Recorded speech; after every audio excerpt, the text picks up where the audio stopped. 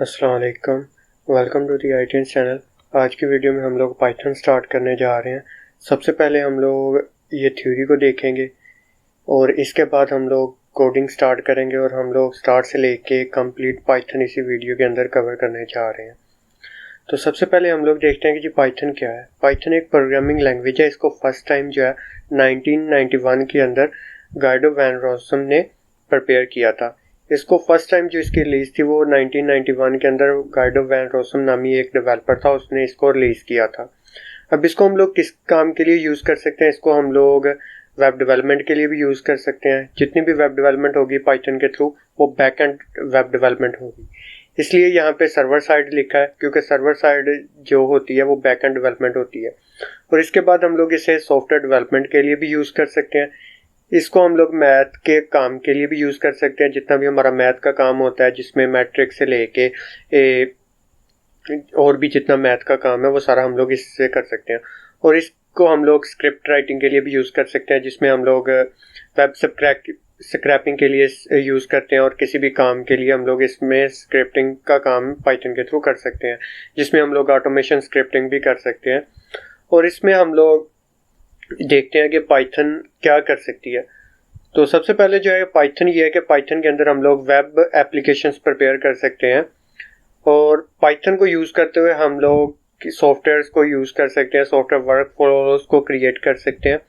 Python को use करते हुए हम लोग डाटाबेसेस को कनेक्ट करवा सकते हैं। पर डाटाबेसेस के जितने फंक्शन हैं जिसमें डाटा को इंसर्ट करना, डाटा को अपडेट करना या डाटा वगैरह एक्सेट्रा जो भी होता है मैनिपुलेट वगैरह करना, वो भी सारा हम लोग पाइथन के थ्रू कर सकते हैं।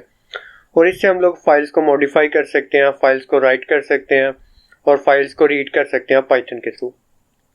पाइथन को हम लोग बिग डाटा को हैंडल करने के लिए यूज़ कर सकते हैं। पाइथन को हम लोग जो कम्प्लेक्स मैथ के ऑपरेशंस होते हैं उनको परफॉर्म करने के लिए यूज़ कर सकते हैं। और इसके अलावा हम लोग पाइथन को प्रोटोटाइपिंग के लिए भी यूज़ कर सकते हैं। हम लोग पाइथन को जो प्रोडक्शन रेडी सॉफ्टवेयर होते हैं उनको डेवलप करने के लिए भी यूज़ कर सकते हैं। तो सबसे पहले आज की वीडियो में हम लोग जो काम स्टार्ट करेंगे वो है कि हम लोग देखेंगे कि कमेंट किस तरह से हम लोग पाइथन के अंदर करते हैं। अब कमेंट क्या होता है? अब कमेंट जो होते हैं, फॉर एग्जांपल यहाँ पे मैं आपको करके दिखाता हूँ पाइथन में।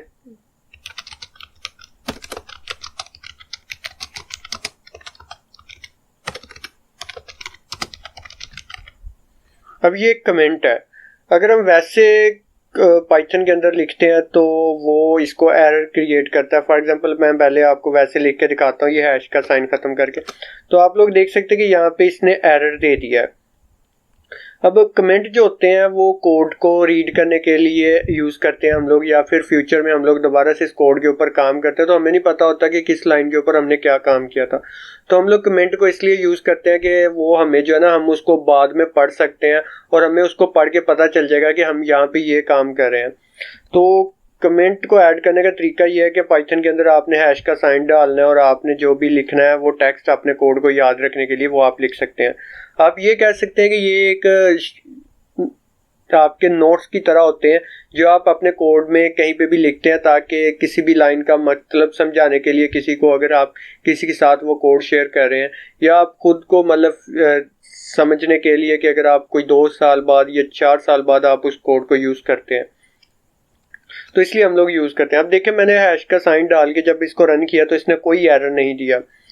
और इसके बाद हम लोग देखते हैं पाइथन का बेसिक सिंटैक्स। अब पाइथन में हम लोग जब भी बेसिक सिंटैक्स के लिए ये है कि हमने जब भी कोई चीज़ प्रिंट करनी है ना, तो आउटपुट जनरेट करनी है, तो हम लोग वहाँ पे इसको जो है ना सिंपल प्रिंट के फंक्शन से हम लोग स्टार्ट कर लेते हैं। हमें बाकी प्रोग्रामिंग लैंग्वेजेस की तरह कोई ज़रूरत नहीं है लाइब्रेरीज को इंपोर्ट करने के लिए, कोई ज़रूरत नहीं है कर्ली ब्रेसेस या मेन फंक्शन को राइट करने के लिए। आप सिंपल अपना डायरेक्ट जो कोड है वहाँ से स्टार्ट कर सकते हैं। फॉर एग्जाम्पल यहाँ पे मैं चाहता हूँ कि हेलो वर्ल्ड स्क्रीन के ऊपर प्रिंट हो, तो मुझे मतलब कोई ज़रूरत नहीं है लाइब्रेरीज को इंपोर्ट करने के लिए। यहाँ पे मैं सिंपल जो है प्रिंट के फंक्शन के अंदर हेलो वर्ल्ड लिखता हूँ तो ये इसको प्रिंट कर देता है। अब नेक्स्ट आता है पाइथन के अंदर हम लोग वेरिएबल्स किस तरह से डिक्लेयर करते हैं। अब वेरिएबल्स होते हैं ये एक कंटेनर की तरह होते हैं जिसके अंदर आप अपना डाटा स्टोर करवाते हैं। ये आप मेमोरी के अंदर डाटा स्टोर होता है, आप उसको एक नाम दे देते हैं। आप बजाय इसके कि मेमोरी का एड्रेस लिखें, वो जो भी हेक्साडेसिमल में नंबर होते हैं या कोई और सिस्टम होता है, तो उसको कॉल करने की बजाय आप एक वेरिएबल का नाम रख लेते हैं जो कि आप रीडेबल नाम होता है जिसको आप आसानी से याद रख सकें, तो उसके थ्रू आप उस डाटा को एक्सेस कर लेते हैं। फॉर एग्जांपल यहाँ पे मैं एक लिखता हूँ, स्कूल नाम का एक वेरिएबल बनाता हूँ और इज इक्वल टू का साइन डाल के इसके अंदर जो है ना वो मैं डबल कोटेशंस के अंदर अपने स्कूल का नाम लिख देता हूँ। यहाँ पे मैंने किप्स कॉलेज लिख दिया है। तो अब मैं इसको रन करता हूँ तो ये देखें मेरा जो है ना वो किप्स कॉलेज जो है वो इस वेरिएबल के अंदर स्टोर हो गया स्कूल नाम के। अब ये जो डाटा होता है जो डबल कोटेशंस के अंदर या सिंगल कोटेशन के अंदर लिखा होता है उसको हम लोग स्ट्रिंग कहते हैं। यहाँ पे मैं अब आपको साथ कमेंट करके भी इसको दिखा देता हूँ। ये स्ट्रिंग डाटा टाइप है। अब देखें मैंने यहाँ पे अपना नोट्स भी बना लिए हैं, ठीक है ना, कि याद रखने के लिए। ये तो बहुत सिंपल सी एग्जांपल है इसके लिए, मतलब अगर हम ना भी कमेंट करें तो हमें आसानी से समझ आ जाएगा। लेकिन समटाइम्स कम्प्लेक्स प्रॉब्लम्स होती हैं, कम्प्लेक्स जो लॉजिक होते हैं उनके साथ आप नोट्स बना सकते हैं। अब देखिए कि मैं यहाँ पे अपना कोड भी चला रहा हूँ और जो मेरे नोट्स हैं वो भी बन रहे हैं लेकिन कोई एरर भी जनरेट नहीं हो रहा। अब मैंने देखना है कि स्कूल नाम के वेरिएबल के अंदर मेरी क्या वैल्यू स्टोर हुई है, तो मैं प्रिंट का फंक्शन यूज करूंगा और यहाँ पे मैं इसको इस बार जो है वो बगैर किसी डबल कोटेशन के अपने वेरिएबल का नाम लिख देता हूँ। तो आप लोग देख सकते हैं कि किप्स कॉलेज लिखा हुआ आ गया जो कि मैंने इस वेरिएबल के अंदर स्टोर करवाया था। और जो भी चीज़ हम लोग डबल कोटेशन के अंदर या सिंगल कोटेशन के अंदर लिखते हैं उसको हम लोग स्ट्रिंग डाटा टाइप कहते हैं।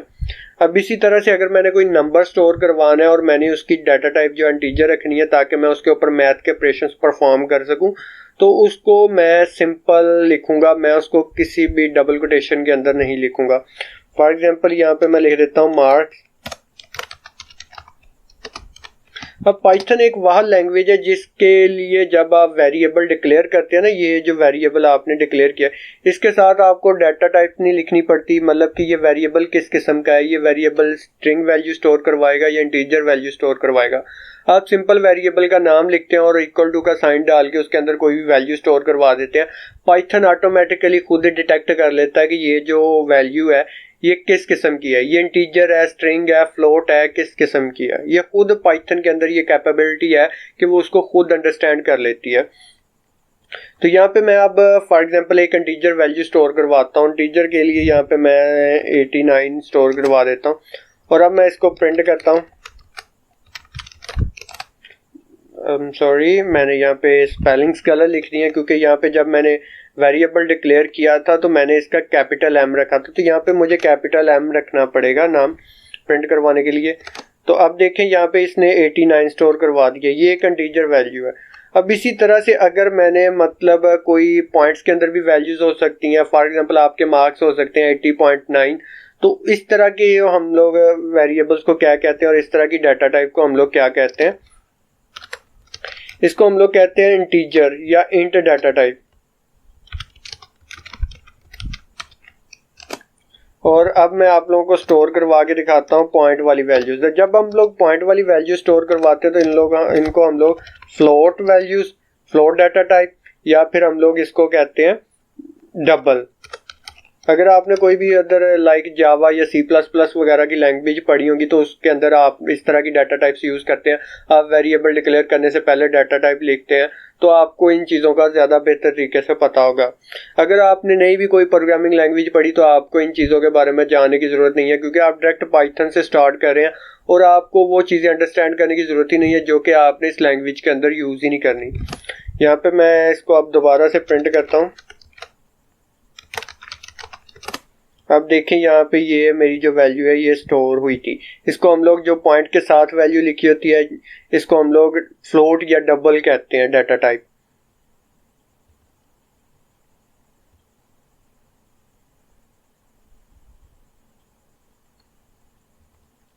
अब अगर आपने किसी भी जो वेरिएबल है उसकी टाइप चेक करनी है कि उसके अंदर किस तरह का डाटा स्टोर है, फॉर एग्जांपल अब मैं चेक करना चाहता हूँ कि ये मार्क्स है, इसकी डाटा टाइप क्या है, तो यहाँ पे मैं एक टाइप का फंक्शन यूज़ करूँगा और यहाँ पे मैं अपने वेरिएबल का नाम लिखूँगा और ये मुझे बता रहा है कि ये फ्लोट डाटा है इसके अंदर स्टोर, कि इसका जो मार्क्स नाम का वेरिएबल है इसके अंदर जो डाटा स्टोर है उसकी डाटा टाइप फ्लोट है।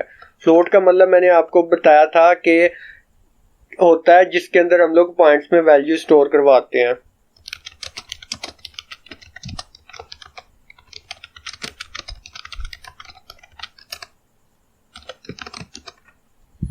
अब नेक्स्ट हम लोग देखते हैं कि हम लोग किस तरह के जो वेरिएबल्स हैं उनके नाम रख सकते हैं। अब वेरिएबल का नाम ऐसा नहीं रख सकते जो स्टार्ट में किसी सिंबल से स्टार्ट हो, लाइक किस परसेंटेज के ना से स्टार्ट हो। फॉर एग्जांपल मैं ऐसा नहीं रख सकता नाम, लाइक अगर आप कह लें percentage MARKS marks equal to 90। अब मैं ऐसा नहीं रख सकता नाम जिसके स्टार्ट में जो है वो ये सिंबल्स हों। देखिए इसने मुझे एरर दे दिया है।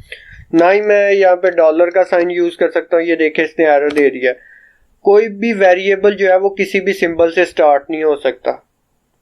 अब इसके अंदर मुख्तलिफ जो नोटेशंस हैं जो हम लोग वेरिएबल्स के लिए यूज़ करते हैं। एक नोटेशन ये है कि हम लोग अगर हमारा फॉर एग्जांपल इंग्लिश के मार्क्स मैंने स्टोर करना है इंग्लिश, और यहाँ पे अंडरस्कोर डाल के मैं मार्क्स लिख सकता हूँ। ये देखें ये रीडेबल है, ऐसा भी मैं कर सकता हूँ।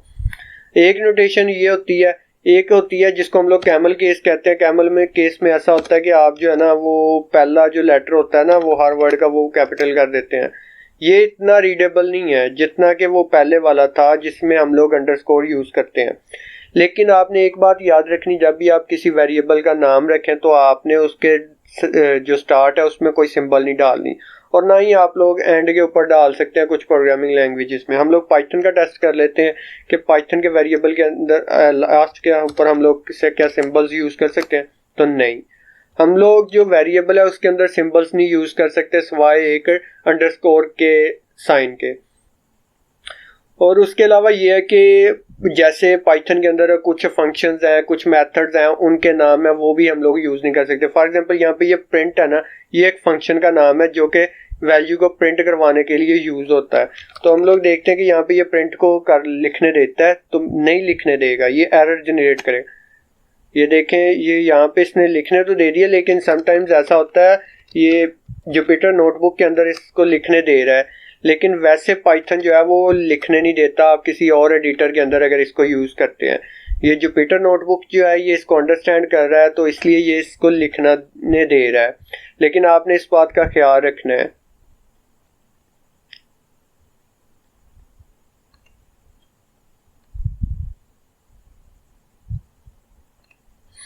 अब हम लोग देखते हैं कि एक साथ हम लोग एक से ज़्यादा वेरिएबल्स को वैल्यूज़ किस तरह से साइन करेंगे।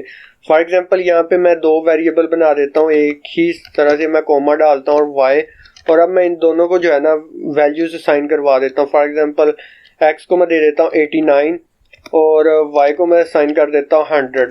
तो अब ये इस तरह से भी हम लोग जो है ना मल्टीपल वेरिएबल्स एक ही लाइन के अंदर जो है वो डिक्लेयर कर सकते हैं और उनको इनिशियलाइज कर सकते हैं। अब अगर मैंने x की वैल्यू प्रिंट करवानी है तो वो भी मैं देख लेता हूँ। देखिए यहाँ पे इसने एरर जनरेट किया, इसकी वजह क्या है कि यहाँ पे ये जो है ना ये अब एक ऑब्जेक्ट बन गया है। हम लोग एक से ज़्यादा वैल्यूज़ जो हैं वो एक ही वेरिएबल के अंदर किस तरह से स्टोर करवा सकते हैं पाइथन के अंदर।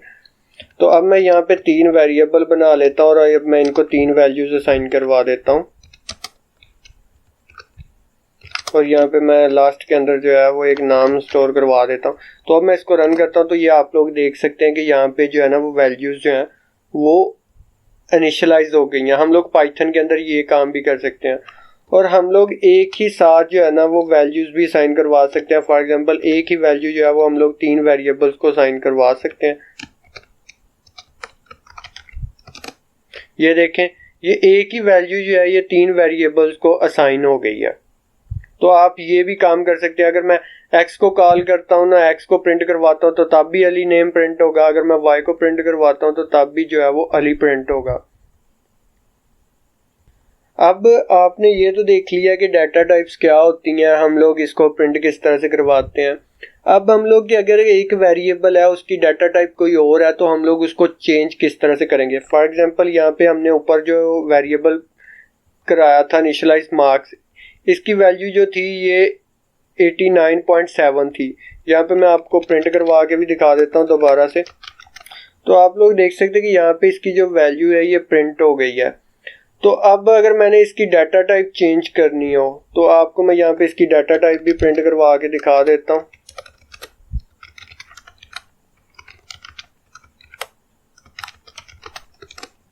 तो आप लोग देख सकते हैं कि इसने जो है वो फ्लोट इसकी बताई है डाटा टाइप। यहाँ पे मैं इसको ख़त्म ही कर देता हूँ। ये आप लोग देख सकते हैं कि इसकी जो डाटा टाइप है इसने फ्लोट बताई है। अब मैं इसी मार्क्स की जो है ना वह डाटा टाइप चेंज करता हूँ। मार्क्स इज इक्वल टू, अब मैं इसको जो है ना वो इंट करनी है मैंने इसकी डाटा टाइप, तो इसको मैं इंट लिख के जो है ना इंट का फंक्शन कॉल करके इसको क्लोज कर देता हूँ। तो अब देखते हैं हम लोग, अब मैं दोबारा से इसकी जो है ना वो डाटा टाइप प्रिंट करवाता हूँ। तो आप लोग देख सकते हैं कि इसने इसकी डाटा टाइप चेंज कर दी है। तो अगर मैं इसकी वैल्यू प्रिंट करवाता हूँ, मार्क्स के अंदर पहले थी 89.7, तो अब देखते हैं हम लोग क्या फ़र्क पड़ता है। ये देखें यहाँ पे 89 हो गई और जो पॉइंट के बाद वैल्यू थी वो ख़त्म हो गई। तो इस तरह से हम लोग जो है वो एक वेरिएबल की डाटा टाइप भी चेंज कर सकते हैं। लेकिन आपने एक बात याद रखनी है, यहाँ पे मैं एक आपको एग्जांपल देता हूँ। यहाँ पे मैं ना एक स्ट्रिंग वैल्यू स्टोर करवाता हूँ और मैं आपको इसकी जो टाइप है वो पहले चेक करते हैं। तो आप लोग देख लें कि यहाँ पे इसने बता दिया कि इसकी जो डाटा टाइप है वो स्ट्रिंग है, लेकिन हम लोग किसी भी स्ट्रिंग की जो डाटा टाइप है वो नहीं चेंज कर सकते। हम लोग इसको इंट में नहीं कन्वर्ट कर सकते, तो यहाँ पे ये एरर देगा क्योंकि ये एक स्ट्रिंग है। हम लोग नंबर्स को नंबर वाली ही डाटा टाइप में चेंज कर सकते हैं। फॉर एग्जांपल अब फ्लोट है, वो पॉइंट्स के अंदर नंबर्स हैं, तो आप लोग उसको इंट में चेंज कर सकते हो, या फिर अगर आपके पास कोई इंटीजर वैल्यू है जिसके साथ पॉइंट नहीं है तो आप उसको पॉइंट्स वाली डाटा टाइप में चेंज कर सकते हो। लेकिन स्ट्रिंग को इंटीजर में और ना ही फ्लोट में आप लोग चेंज नहीं कर सकते। इसके अलावा हमारे पास एक और डाटा टाइप होती है जिसको हम लोग बुलियन डाटा टाइप कहते हैं। बुलियन डाटा टाइप का मतलब होता है कि इसका जो जवाब है ना वो ट्रू या फॉल्स होगा, ठीक है ना, मतलब गलत या सही, 0 या 1 होगा। और ये बुलियन जो वेरिएबल होता है ना उसकी वैल्यू या तो ट्रू होती है या फॉल्स होती है। यहाँ पे मैं आप लोगों को एक जो वेरिएबल है वो करके दिखाता हूँ। यहाँ पे ये आप देख लें, यहाँ पे इसकी वैल्यू ये ट्रू है, ठीक है। अब मैं इसको आपको इसकी डाटा टाइप जो है वो दिखा देता हूँ। तो आप लोग देख सकते हैं कि यहाँ पे इसकी जो डाटा टाइप है वो मैंने यहाँ पे इसकी वैल्यू आउटपुट करवा दी। तो आप लोग देख सकते हैं कि बूल का मतलब होता है कि इसकी डाटा टाइप जो है ना ये बुलियन है। अब बुलियन के अंदर आप जो भी वेरिएबल है जिसके अंदर आप ट्रू या फॉल्स की सूरत में वैल्यूज लिखते हैं ना तो उसकी डाटा टाइप जो है वो बूल होती है, जिसको हम लोग बुलियन कहते हैं।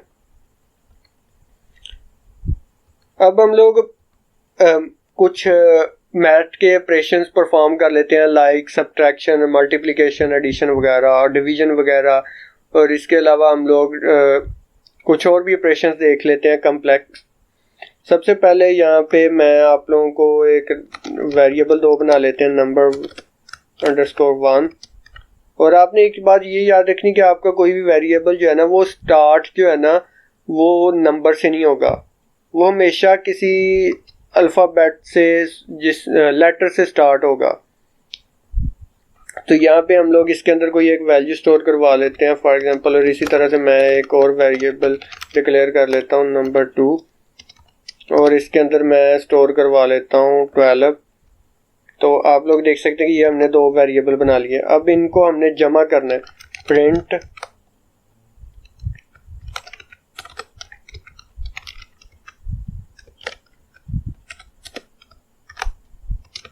ये प्लस करना है हमने इनका जो एडिशन है ना उसको।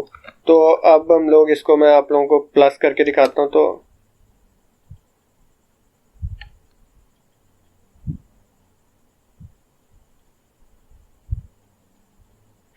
आई एम सॉरी, यहाँ पे मैंने स्पेलिंग्स गलत कर दिए थे। अब मैं इसको रन करता हूँ तो आप लोग देख सकते हैं कि इनका जो टोटल है ना वो 25 हो गया। अगर मैंने इनका जो टोटल है ना वो किसी तीसरे वेरिएबल में स्टोर करवाना, फॉर एग्जांपल मैं एक सम का वेरिएबल बनाता हूँ और मैं कहता हूँ कि जो भी इनका प्लस हो ना वो एक वेरिएबल के अंदर स्टोर हो जाए जिसको मैंने सम का है। तो ये देखिए इसके अंदर स्टोर हो गया। अब मैं सिंपल क्या करूँगा, मैं प्रिंट को कॉल करता हूँ और मैं जो सम है ना उसको प्रिंट करवा देता हूँ। तो आप लोग देख सकते हैं कि इसका जो टोटल है ना वो टोटल होके मेरे सामने आ गया। तो इस तरह से आप लोग जो है वो किसी तीसरे वेरिएबल के अंदर स्टोर करवा सकते हैं। फॉर एग्जांपल यहाँ पे मैं मल्टीप्लिकेशन करके दिखाता हूँ। मल्टीप्लिकेशन के लिए हम लोग जो है वो स्टार का साइन यूज करते हैं और इसको मैं यहाँ पे लिख देता हूँ प्रोडक्ट।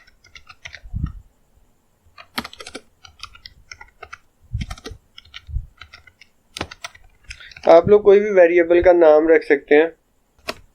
तो ये देखें इनका जो प्रोडक्ट है वो हो के आ गया। अब इसी तरह से डिवीजन करनी है, डिवीजन भी कर लेते हैं हम लोग। इस बार मैं जो नाम है वो नहीं चेंज करूँगा, यहाँ पे मैं इसको करके दिखा देता हूँ। ये देखें ये इसका जो आंसर है वो आ गया। अब इस तरह से हम उन्हें अगर इसका रिमाइंडर फाइंड करना है तो परसेंटेज का साइन डालेंगे तो आप लोग देख सकते हैं कि इसका रिमाइंडर जो है ना वो 1 आ रहा है। इस तरह से आप मुख्तलिफ तरह के ऑपरेशन कर सकते हैं। माइनस का ऑपरेशन करके दिखाता हूँ। तो ये आप लोग देख सकते हैं कि अगर हम लोग 30 में से 12 माइनस करते हैं तो हमारे पास जो आंसर है वो 1 आता है। तो इस तरह से आप लोग मैथ के ऑपरेशन कर सकते हैं। ये सिंपल मैथ के ऑपरेशन थे। अब इसी तरह से पाइथन के अंदर जो है ना वो कुछ और डाटा टाइप्स भी होती हैं, जिसमें लिस्ट है, डिक्शनरी है, जिसके अंदर सेट है, और भी इस तरह की जो है ना वो डाटा टाइप्स हैं।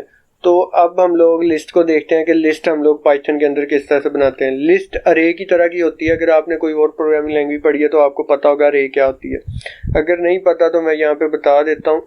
जो लिस्ट है ना, लिस्ट के अंदर हम लोग एक ही वेरिएबल के अंदर एक से ज़्यादा वैल्यूज स्टोर करवा देते हैं।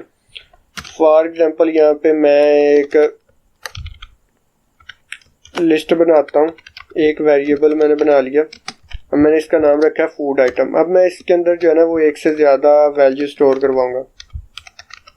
अब लिस्ट बनाने के लिए ना हमें वेरिएबल के बाद जो है ना स्क्वायर ब्रैकेट्स डालनी है, और उसके अंदर क्योंकि मैंने स्ट्रिंग का डाटा स्टोर करवाना है तो मैं इसलिए इसको डबल कोटेशन के अंदर लिख रहा हूँ। अब डबल कोटेशन के बाद मेरी पहली आइटम थी एप्पल। अब मैं कॉमा डालूंगा और फिर डबल कोटेशन डालूंगा। अब इसके बाद मैं लिखूंगा यहाँ पे बनाना, और इसी तरह से मैं कोई एक और लिख लेता हूँ, पीच लिख लेता हूँ, और मैं इसको रन करता हूँ। तो आप लोग देख सकते हैं कि यहाँ पे ये एक लिस्ट बन गया। अगर मैं इसको प्रिंट करवाता हूँ तो आप लोग देख सकते हैं कि एक से ज़्यादा वैल्यूज जो है वो प्रिंट हो रही हैं।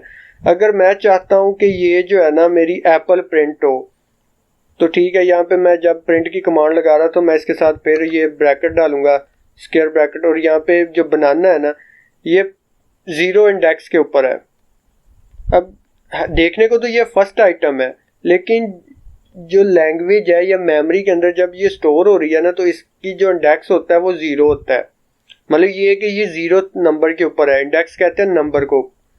अब यहाँ पे मैं अगर 0 डालता हूँ तो ये देख लें एप्पल प्रिंट हो के आ गया। अगर यहाँ पे मैं 1 डालता हूँ तो ये बनाना आ जाएगा। अब इसी तरह से अगर मैं यहाँ पे 2 डालता हूँ तो ये पीच आ जाएगा। इस तरह से आपने अगर किसी भी स्पेसिफिक आइटम को एक्सेस करना है तो वो भी आप लोग कर सकते हैं। अगर आप चाहते हैं कि 0 से लेके 1 तक हो, मतलब ये एप्पल भी प्रिंट हो और बनाना भी प्रिंट हो, तो हम लोग इसको अब 0 और रेशो का साइन डाल के हम लोग यहाँ पे 1 डाल देते हैं।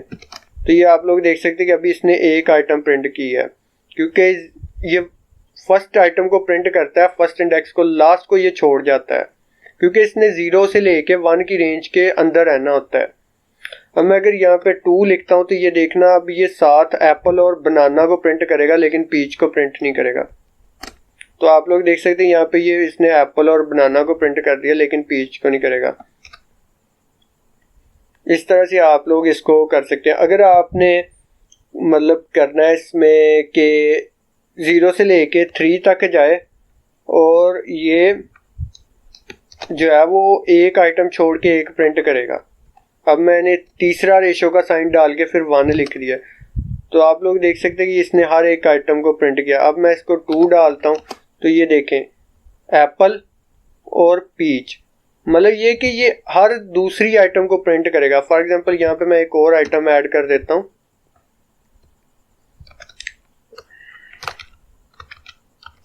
ग्रेप्स, और एक और ऐड कर देता हूँ। तो अब आपको दिखाता हूँ, ये एप्पल को प्रिंट करेगा, पीच को प्रिंट करेगा और गावा को प्रिंट करेगा। सॉरी, ये वाला इंडेक्स भी मुझे चेंज करना पड़ेगा क्योंकि हमने इसको टोटल लिस्ट का देना है ना, 4 और ये 5 आइटम्स है, तो इसलिए मैं यहाँ पे 6 रखूँगा। तो ये देखें एप्पल, पीच और गावा इसने प्रिंट कर दिया है। इसको हम लोग कहते हैं स्लाइसिंग। ये जो तीसरा वेरिएबल होता है, तीसरा रेशो के बाद साइन होता है ना, इसका मतलब होता है स्लाइस, कि इतने इतने हिस्सों के बाद मतलब आपको डाटा शो करवाएगा ये।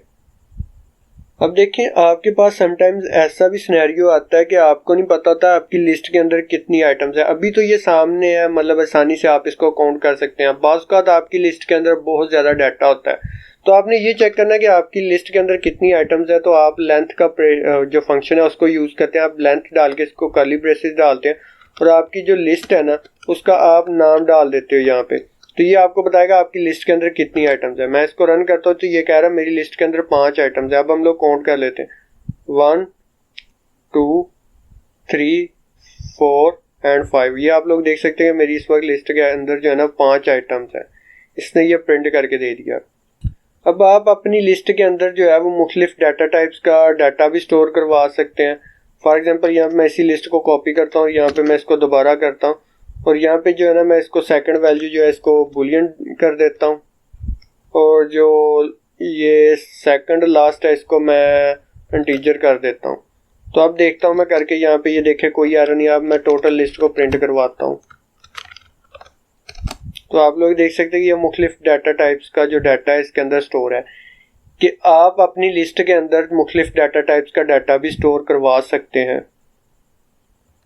अब ये कि आप अपनी लिस्ट की डाटा टाइप भी चेक कर सकते हैं, क्योंकि अब ये वेरिएबल है, मुझे नहीं पता कि इसकी डाटा टाइप क्या। मैं इसकी चेक करके बताता हूँ। ये देखना लिस्ट कहेगा, क्योंकि इस जो कर्ली जो स्क्वायर ब्रैकेट्स के अंदर हम लोग डाटा लिखते हैं उसकी जो डाटा टाइप होती है वो लिस्ट होती है। यहाँ पे मैंने अपनी जो लिस्ट है उसके वेरिएबल का नाम रखा और ये देखना आई एम सॉरी यहाँ पे मुझे टाइप लिखना है क्योंकि हमने डाटा टाइप चेक करनी है। तो ये इसने कह दिया कि इसकी डाटा टाइप जो है वो लिस्ट है।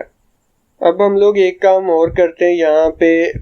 हमने तो देखा था कि हम लोग इस तरह से इसको किस तरह से डाटा एक्सेस करते हैं कि मतलब एक रेंज दे देते हैं, उस रेंज के अंदर डाटा एक्सेस करता है। फिर मैंने आप लोगों को ये थर्ड पैरामीटर दे के दिखाया था कि हम लोग ये भी बता सकते हैं कि कितनी वैल्यूज़ के बाद वो जो है ना वो उस रेंज में से डाटा प्रिंट करे। जैसे यहाँ पे ये मैंने 2 दिया था तो ये हर दूसरी जो वैल्यू थी उसको प्रिंट कर रहा था। लेकिन अगर आपने मतलब कुछ रेंज के दरमियान प्रिंट करना, फॉर एग्जांपल यहाँ पे मैं करता हूँ, अब आप चाहते हैं कि स्टार्ट से लेके जो है ना वो 4th आइटम तक डाटा प्रिंट हो, तो आप लोग इसको डायरेक्ट कर सकते हैं।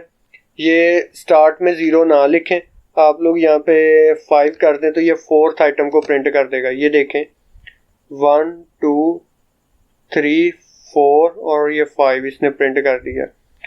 अब इसी तरह से अगर आपको ये नहीं पता कि लास्ट की आइटम कौन सी है, लेकिन आप चाहते हैं कि पहली आइटम से जो है ना ये डाटा को प्रिंट करना शुरू कर दे, तो ये आप देख लें हमारी आइटम में जो पहली आइटम थी 0th इंडेक्स के ऊपर वो थी एप्पल।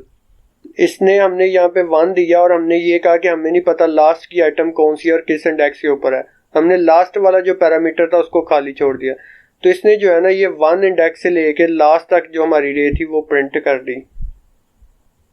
अब आप अगर चाहते हैं कि ये जो मतलब फॉर एग्जांपल यहाँ पे मैं इसी लिस्ट को दोबारा से प्रिंट करवा देता हूँ, तो ये आपकी सारी जो इसने लिस्ट है वो प्रिंट करवा दी। अब आप चाहते हैं कि ये जो सेकंड इंडेक्स के ऊपर आइटम है ना जिसकी वैल्यू अभी ट्रू है, इसकी जो वैल्यू है ये चेंज हो जाए, तो यहाँ पे आप लिखेंगे इसको अपनी लिस्ट का नाम, ब्रैकेट डालेंगे स्क्वायर ब्रैकेट और यहाँ पे इंडेक्स लिखेंगे। ये अभी 1 इंडेक्स के ऊपर है। मैंने आपको बताया था कि जो लिस्ट होती है वो 0 से स्टार्ट होती है। 1 इंडेक्स वाली वैल्यू चेंज करनी, यहाँ पे मैं 1 लिखता हूँ =2 का साइन डाल के अब मैं इसको फॉल्स कर देता हूँ। अब मैं दोबारा से इसको प्रिंट करवाता हूँ इस लिस्ट को।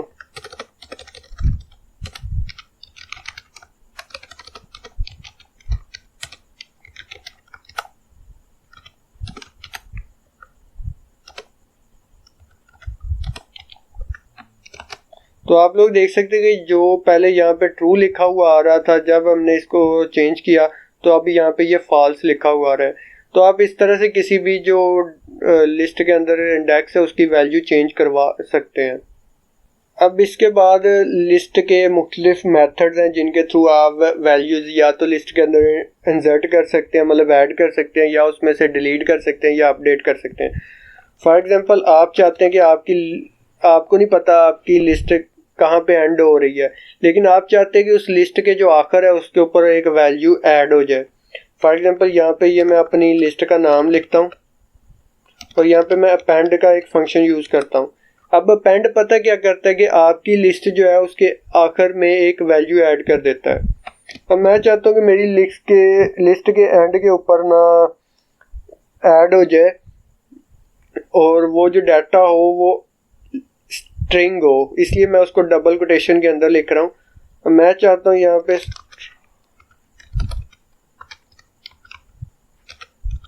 स्ट्रॉबेरी जो है ना वो लिस्ट के एंड पे ऐड हो जाए।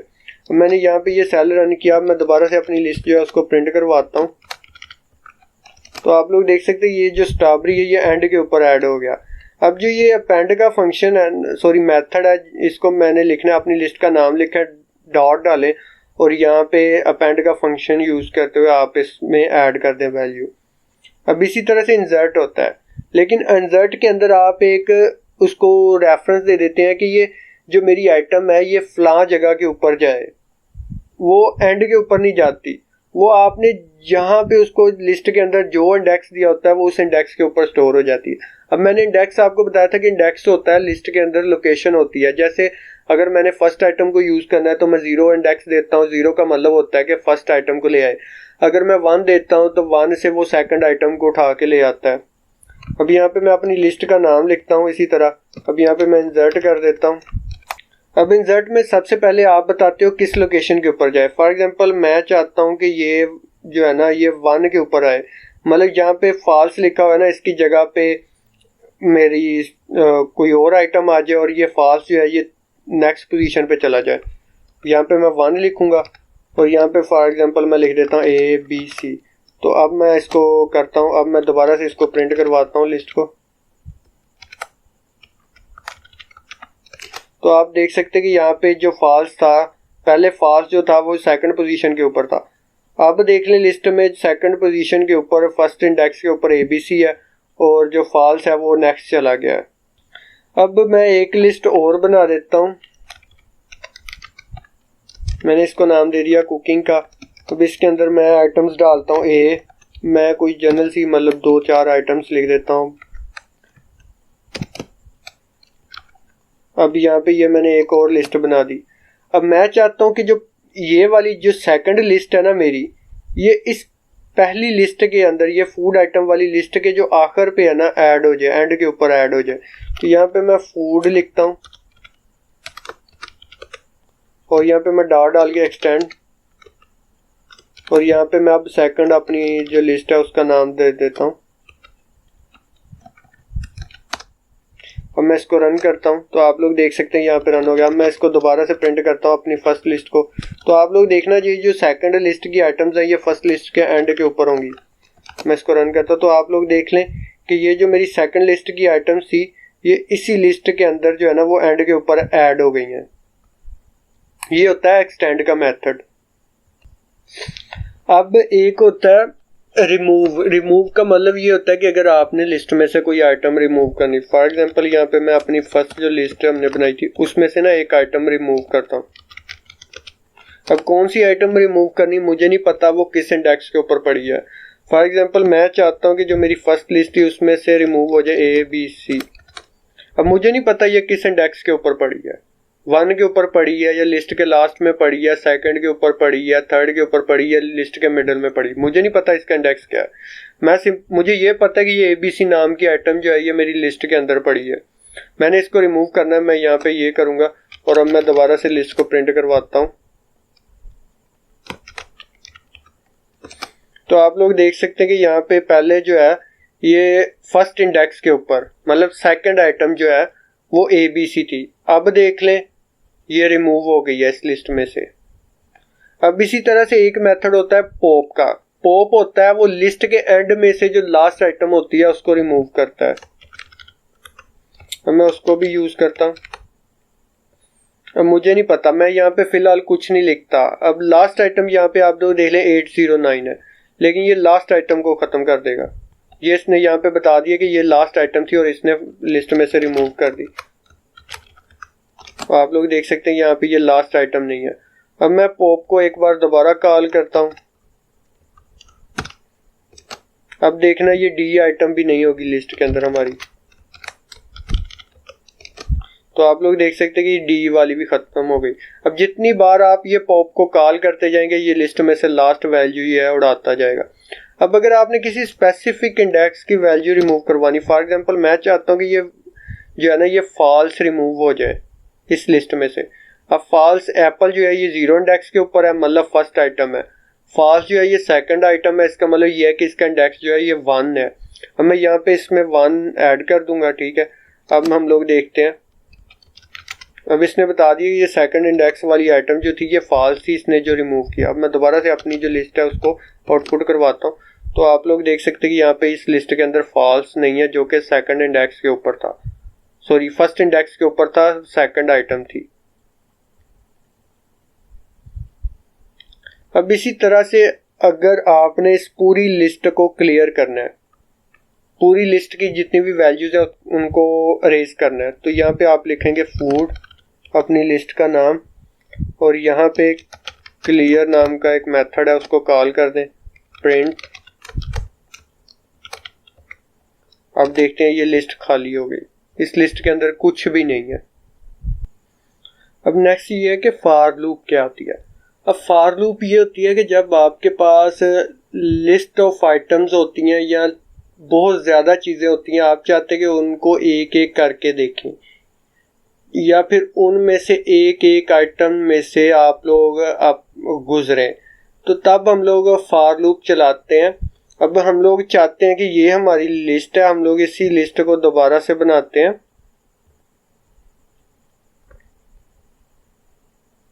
यहाँ पे हम लोगों ने लिस्ट बनाई थी ना, हम लोग स्टार्ट में से वही लिस्ट जो है वो दोबारा लेते हैं।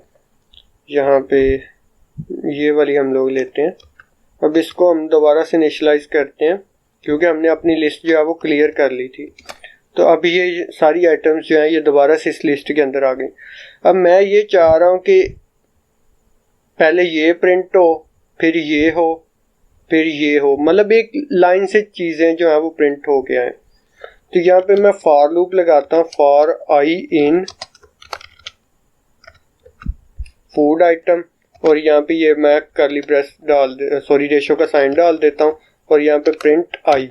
अब देखना सबसे पहले ये एप्पल प्रिंट करेगा, फिर ये बनाना प्रिंट करेगा, मतलब एक तरतीब के साथ जाएगा, पहली आइटम, फिर दूसरी आइटम, फिर तीसरी आइटम, इस तरह से। अब मैं इसको प्रिंट करता हूँ तो आप लोग देख सकते हैं पहले इसने एप्पल प्रिंट किया, फिर बनाना, फिर मुझे नहीं पता इनका इंडेक्स क्या है।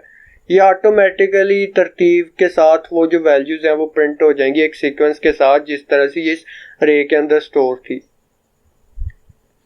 अब ये था एक तरीका ये है कि मैं इसकी लिखूं एक और, मैं यहाँ पे फॉर लूप बनाता हूँ। एक सेकंड, यहाँ पे मैं इसको अब दोबारा से मैं ना ये फॉर लूप बनाता हूँ। For I in range length, और इसको मैं दे देता हूँ फूड आइटम,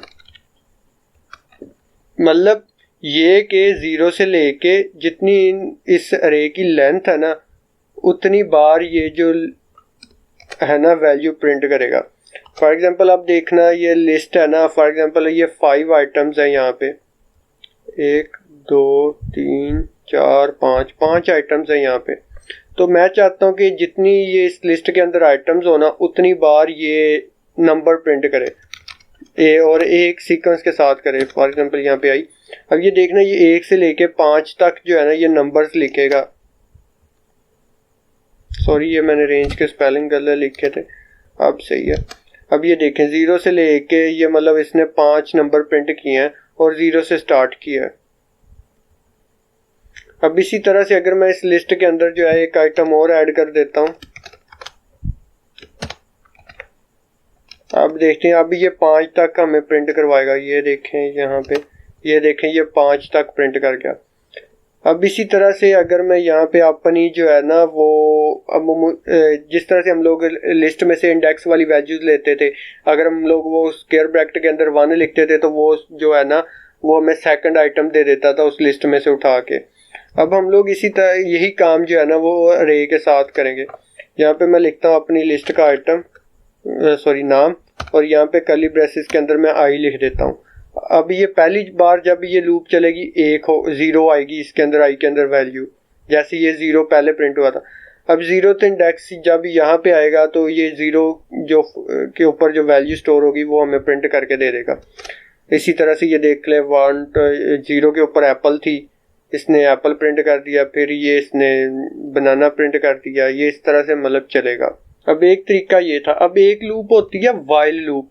वाइल लूप तब तक चलती है जब तक कोई एक कंडीशन सही हो। फॉर एग्जांपल मैं चाहता हूँ कि जब तक मेरी लिस्ट के अंदर आइटम्स है ना तब तक वो लूप चलती रहे।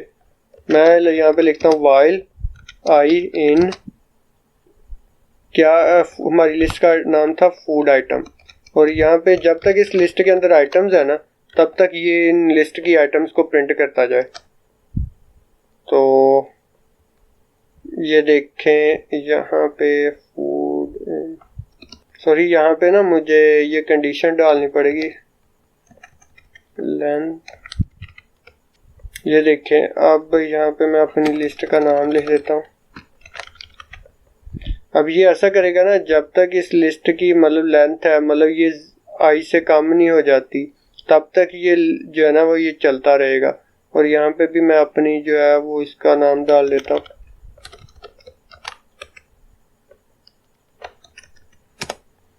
अब ये ऐसा करेगा, ये उस वक्त तक चलेगा मतलब 0 से लेके 5 तक, क्योंकि मेरी लिस्ट जो है ना उसके अंदर 5 आइटम्स है। ये जो लिस्ट है ये 6 बार चलेगा। ये लूप जो है 6 बार चलेगा, और इसके अंदर हर बार जो है ना जब पहली बार चलेगा इसके अंदर 0 वैल्यू होगी, फिर इस 0 के अंदर जो है ना वो 1 जमा हो जाएगा, फिर इसकी वैल्यू 1 हो जाएगी, फिर ये जहाँ पे लूप चलेगा।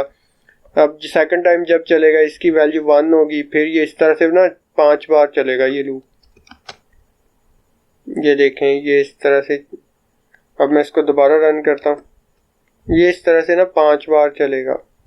ये इस तरह से ना 5 बार चलेगा। अब हम लोग देखेंगे कि हम लोग जो लिस्ट के अंदर आइटम्स हैं उनको हम लोग सॉर्ट किस तरह से करेंगे। फॉर एग्जांपल यहाँ पे जो मेरी लिस्ट थी, यहाँ पे आप देख लें कि कोई जो आइटम्स है ना इनका कोई ऑर्डर नहीं है। पहले ए वाली स्टार्ट हो रही है, फिर बी वाली, और डायरेक्ट पी से जो है फर्स्ट अल्फ़ाबेट है उससे स्टार्ट हो रही हैं।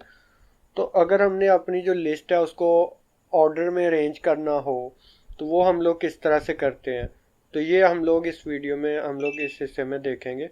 अब हम लोग देखते हैं कि हम लोग अपनी लिस्ट की जो आइटम्स हैं उनको हम लोग सॉर्ट किस तरह से करेंगे। यहाँ पे आप लोग देख लें कि यहाँ पे जो हमारी आइटम्स हैं ये सॉर्टेड नहीं है। यहाँ पे ए और एप्पल और बनाना तो सॉर्ट में है क्योंकि ए के बाद बी आता है, लेकिन फिर ग्रेप्स आना चाहिए था, लेकिन यहाँ पे पीच आ रहा है क्योंकि इसी जो सीक्वेंस में हम लोगों ने लिस्ट बनाई है इसलिए ये इसको इसी सीक्वेंस के साथ प्रिंट कर रहा है। तो अब हमने लिस्ट की जो आइटम्स हैं उनको सॉर्ट करना हो तो वो हम लोग किस तरह से करते हैं वो हम लोग देखेंगे। तो लिस्ट को सॉर्ट करने के लिए यहाँ पे सबसे पहले तो हम लोग अपनी लिस्ट का नाम लिखते हैं, और यहाँ पे हम लोग सॉर्ट का फंक्शन मेथड चलाते हैं, और हम लोग देखते हैं कि ये प्रिंट करता है। यहाँ पे हमें दोबारा से इसको रन करना पड़ेगा। तो अब हम लोग इस लिस्ट को प्रिंट करके देख लेते हैं सॉर्ट होने के बाद हमारी जो लिस्ट है वो किस तरह से हो गई। तो अब मैं इसको प्रिंट करता हूँ तो आप लोग देख सकते हैं कि यहाँ पे ये इसने सारी जो थी लिस्ट इसको एक ऑर्डर में कर दिया। और ये देखें सबसे पहले इसने जो कैपिटल लेटर्स हैं उनको ऑर्डर में किया, फिर इसने जो स्मॉल लेटर्स हैं उनको ऑर्डर में कर रहा है। लेकिन अगर मैं अपनी लिस्ट के इन आइटम्स को भी कैपिटल में कर देता हूँ तो फिर मैं आपको डिफरेंस दिखाता हूँ यहाँ पे। और बनाना का बी भी जो है इसको भी कैपिटल करता हूँ। तो अब मैं इसको दोबारा से रन करता हूँ तो यहाँ पे आप लोग देख सकते हैं कि इसने एक ऑर्डर में कर दिया है ए बी, और फिर इसने ये सारा किया है, और फिर इसने जो एंड के ऊपर लेके गया है ए बी सी को, क्योंकि ये कम्प्लीटली डिफरेंट। अब इसी तरह से हम लोग एक नंबर्स की लिस्ट बनाते हैं, और उसको मैं आप लोगों को सॉर्ट करके दिखाता हूँ। तो अब मैं इसको सॉर्ट करता हूँ।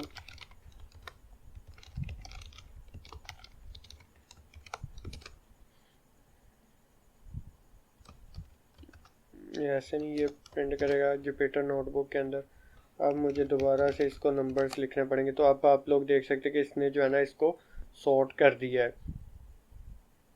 अब इसी तरह से हम लोग देखते हैं कि इसको ये रिवर्स में अगर हमने करना हो, मतलब अब तो ये है कि ये सबसे पहले छोटी वैल्यू को लेके आ रहा है, फिर उससे बड़ी को, और एंड के ऊपर सबसे बड़ी वैल्यू को लेके आ रहा है।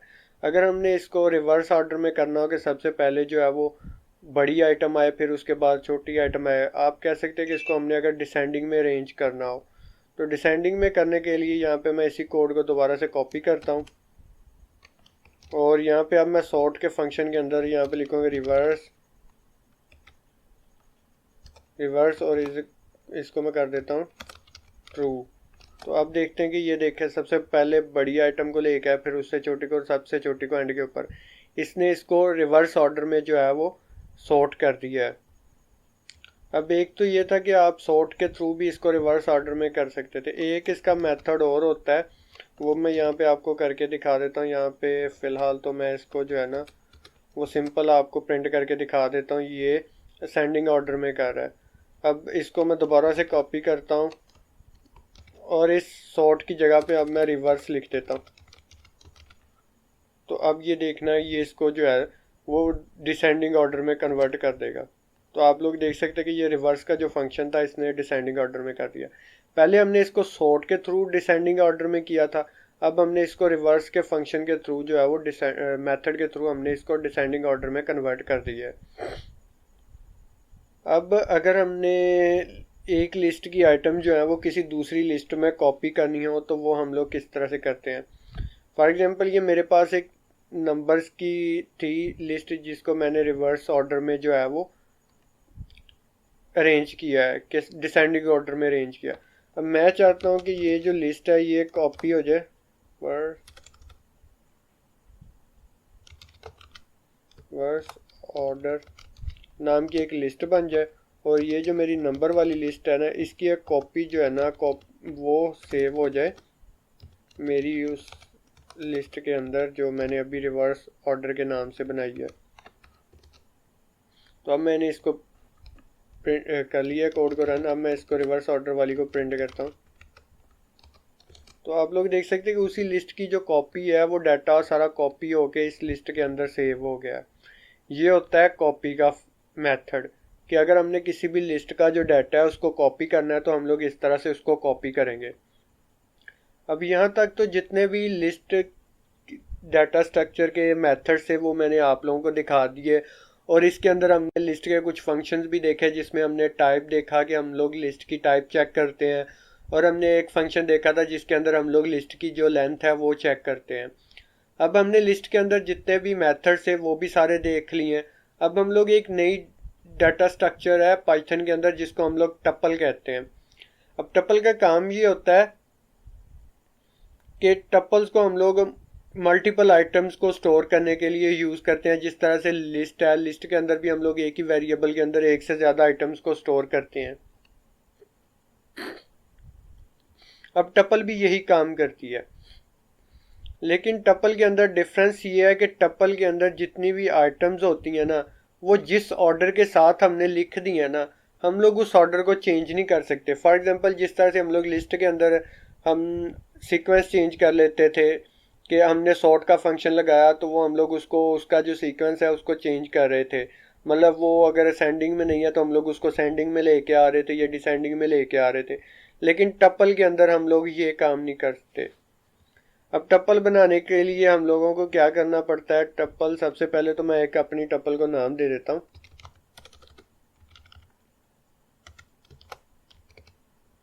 ये मैंने एक फूड टप्पल का वेरिएबल बना लिया। अब टप्पल के अंदर जब आइटम्स लिखनी है ना तो हम लोग इसको लिखते हैं स्मॉल ब्रैकेट्स के अंदर।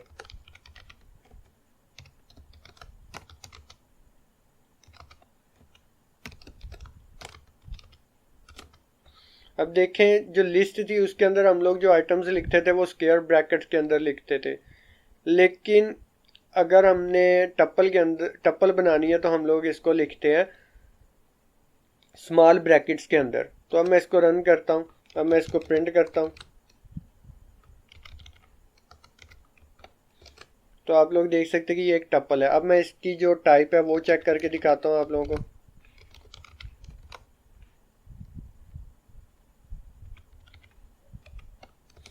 तो आप लोग देख सकते हैं कि यहाँ पे इसकी जो क्लास है इसने टप्पल बताई है। अब हम लोग देखते हैं कि टप्पल की लेंथ किस तरह से, वो भी हम लोग जिस तरह से लिस्ट की लेंथ चेक करते थे इस तरह से हम लोग टप्पल की जो है ना वो लेंथ चेक कर लेते हैं कि इसके अंदर कितनी आइटम्स है। ये देखे 3 आइटम्स थी तो इसने इसकी जो लेंथ है वो 3 बता दी हमें। तो इस तरह से हम लोग टप्पल्स के साथ काम करते हैं। अब टप्पल को हम लोग ऑर्डर जो होता है ना उस ऑर्डर को हम लोग चेंज नहीं कर सकते। जिस ऑर्डर के साथ हमने बना दिया उसी ऑर्डर के साथ हम लोग जो है वो इसको यूज करते हैं।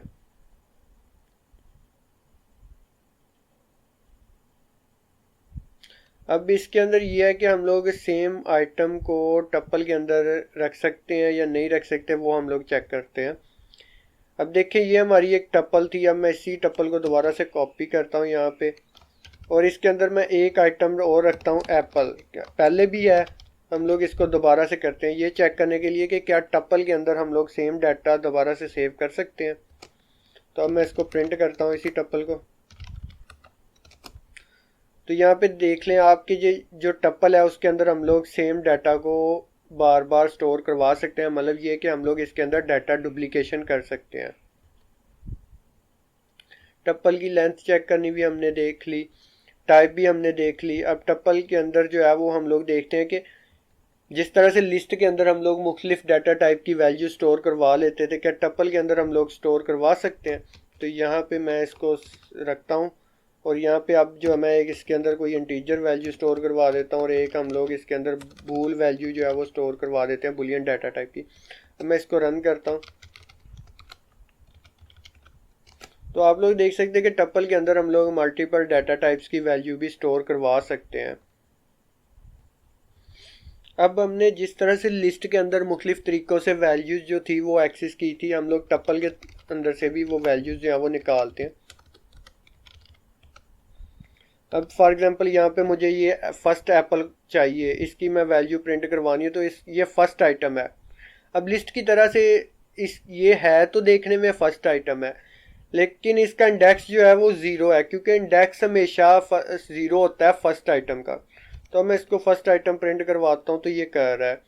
अब बिल्कुल इसी के साथ हम लोग लिस्ट की तरह से मुख्तलिफ जो फंक्शन है वो परफॉर्म, मैं चाहता हूँ कि ये ज़ीरो से लेके सेकंड आइटम तक जो आइटम्स है ना ये प्रिंट करेगा।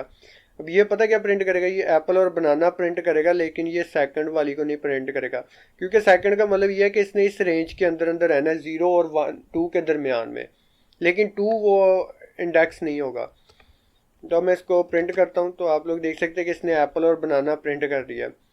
अब इसी तरह से हमने एक लिस्ट के साथ काम किया था कि स्टार्ट हो फॉर एग्जांपल 1 से और एंड तक हो, तो इसलिए जो सेकंड आर्गुमेंट है रेशो डालने के बाद वो मैं खाली छोड़ रहा हूँ। तो आप लोग देख सकते हैं कि ये फर्स्ट से स्टार्ट हुआ है और एंड तक गया है। अब इसी तरह से मुझे नहीं पता कि फर्स्ट कहाँ पे है, कि फर्स्ट आइटम कौन सी है, कहाँ से स्टार्ट हो रही है। मैं ये चाहता हूँ कि ये स्टार्ट से लेके जो भी इसकी थर्ड आइटम है ना वहाँ तक ये आइटम प्रिंट कर दे। तो आप लोग देख सकते हैं कि यहाँ पे इसने इस तरह से की। अब मैं चाहता हूँ कि हर एक दूसरी आइटम को ये प्रिंट करे, स्टार्ट से लेके एंड तक जाए और हर दूसरी आइटम को प्रिंट करे। अब मुझे नहीं पता इसका स्टार्ट कहाँ से हो रहा है, मुझे नहीं पता इसका एंड कहाँ पे हो रहा है, इसलिए ये मैंने स्टार्ट और एंड को खाली छोड़ दिया, और जो थर्ड था कि हर दूसरी आइटम को प्रिंट करे वो मैंने आर्ग्यूमेंट यहाँ पे दे दिया। तो आप लोग देख सकते हैं कि इसने हर दूसरी आइटम दी है। यहाँ पे इसने पहली दे दी, फिर बनाना छोड़ दिया, गावा दे दिया, ठीक है, फिर इसने एप्पल छोड़ दिया, ठीक है, फिर इसने 1 2 3 प्रिंट करा दिया और फिर इसने ट्रू छोड़ दिया। इस तरह से हर दूसरी आइटम प्रिंट कर रहा है। अब हम लोग देखते हैं यहाँ पे -1 दे के, तो आप लोग देख सकते हैं कि जब मैंने इसको -1 दिया है, मैंने स्टार्ट का भी नहीं इसको बताया स्टार्ट कहाँ से हो रहा है, मैंने इसको एंड का भी नहीं बताया। जब मैंने इसको जो है ना वो थर्ड आर्ग्यूमेंट में -1 दिया तो इसने पूरी जो टप्पल थी उसको डिसेंडिंग ऑर्डर में प्रिंट करना शुरू कर दिया है। देखिए हमने टपल में सबसे एंड के ऊपर स्टोर करवाया था ट्रू, हालांकि ये तो सबसे एंड के ऊपर प्रिंट होना चाहिए था, लेकिन इसने इसको जो है वो सबसे पहले प्रिंट कर दिया है। अब हम लोग टप्पल के अंदर जो है वो कुछ आइटम्स ऐड करवाते हैं।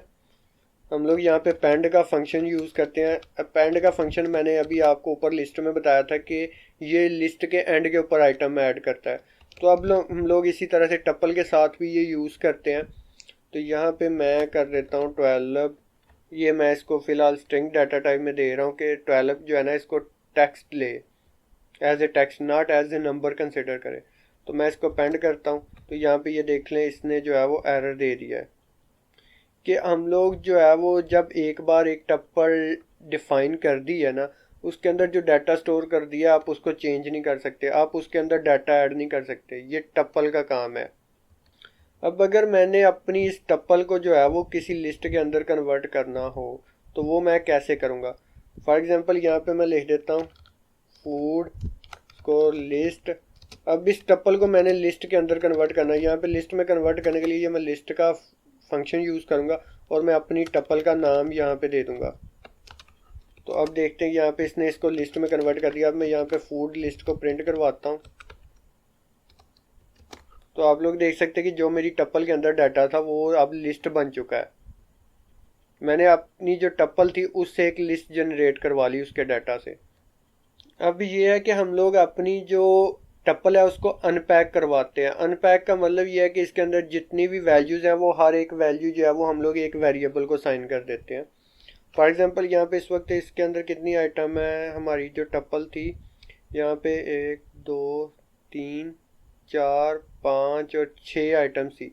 तो हम लोग यहाँ पे 6 वेरिएबल बना लेते हैं, A B C D E, ये 5 हो गया, और एक हम लोग और बना लेते हैं एफ। अब यहाँ पे हम लोग अनपैक करते हैं अपनी टप्पल को।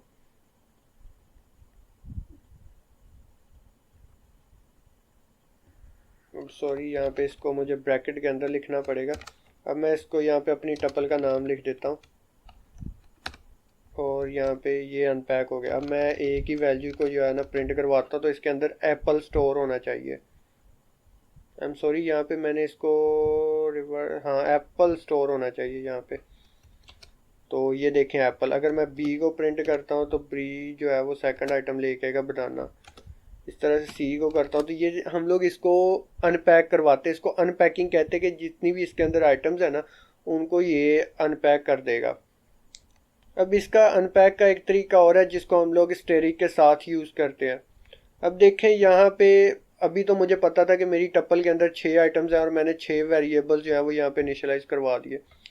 अब मैं चाहता हूँ कि 3 जो वैल्यूज़ है ना वो वेरिएबल्स के अंदर चल जाएं। अब 3 से ज़्यादा अगर वैल्यूज़ है ना वो उनकी एक लिस्ट जनरेट कर दे। तो इसलिए मैंने डी के साथ जो है वो एक स्टेरिक का साइन यूज़ कर दिया। अब मैं इसको रन करता हूँ और देख लें सी के अंदर तो ठीक है, इसने थर्ड आइटम दी है। अब मैं डी के अंदर चेक करता हूँ डी के अंदर क्या है। तो ये देखें जो मतलब ज़्यादा आइटम्स थी वेरिएबल्स के नंबर्स के अलावा, तो उसने वो जो डी है ना वो सारी उसके अंदर एज ए लिस्ट स्टोर करवा दी। और क्योंकि डी का जो वेरिएबल था उसके साथ मैंने स्टार का साइन यूज़ किया था जिसको हम लोग स्टेरिक का साइन कहते हैं प्रोग्रामिंग लैंग्वेज में।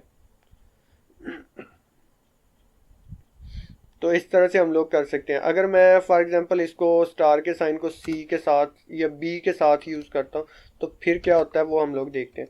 मैं इसको रन करता हूँ। अब डी के अंदर देख लें लास्ट वैल्यू स्टोर है। अब मैं अगर बी को देखता हूँ बी के अंदर क्या स्टोर है, तो बी के अंदर ये देख लें 3 वैल्यू स्टोर है। तो इस तरह से ये काम करता है। इसने पहली जो है वो ए को स्टोर करवा दिया। अब देखें तो एक सेकेंड यहाँ पे ए, अब देखिए एप्पल जो है वो ए को स्टोर करवा दिया है और सी के अंदर इसने रख दिया है 1 2 3। लेकिन क्योंकि ये सी जो है ना लास्ट के ऊपर है, लास्ट के 2 वेरिएबल्स को लास्ट की वैल्यू साइन कर दी, फर्स्ट वेरिएबल को फर्स्ट वैल्यू साइन करवा दी, और इनके दरमियान में जितना भी डाटा है ना उसको इसने ये लिस्ट बना दिया है। ये होता है अनपैकिंग का काम। अब हम लोग टप्पल में से जैसे हमने लिस्ट में फॉर लूप चलाई थी, हम लोग टप्पल में भी लूप चलाते हैं फॉर आई इन। और क्या थी हमारी टप्पल का नाम, फूड टप्पल।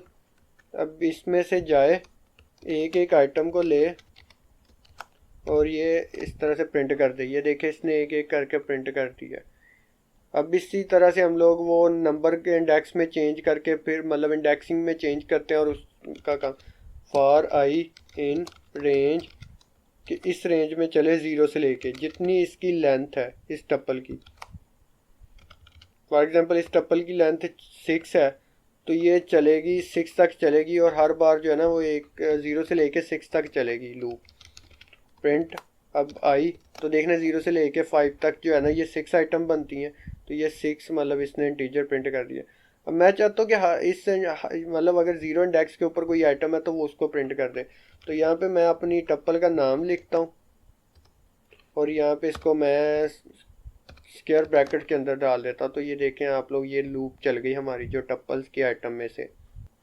अब हम लोग टप्पल्स के साथ कुछ और भी थोड़ा सा काम करते हैं। हम लोग 2 टप्पल्स बना लेते हैं, एक टप्पल और बना लेते हैं।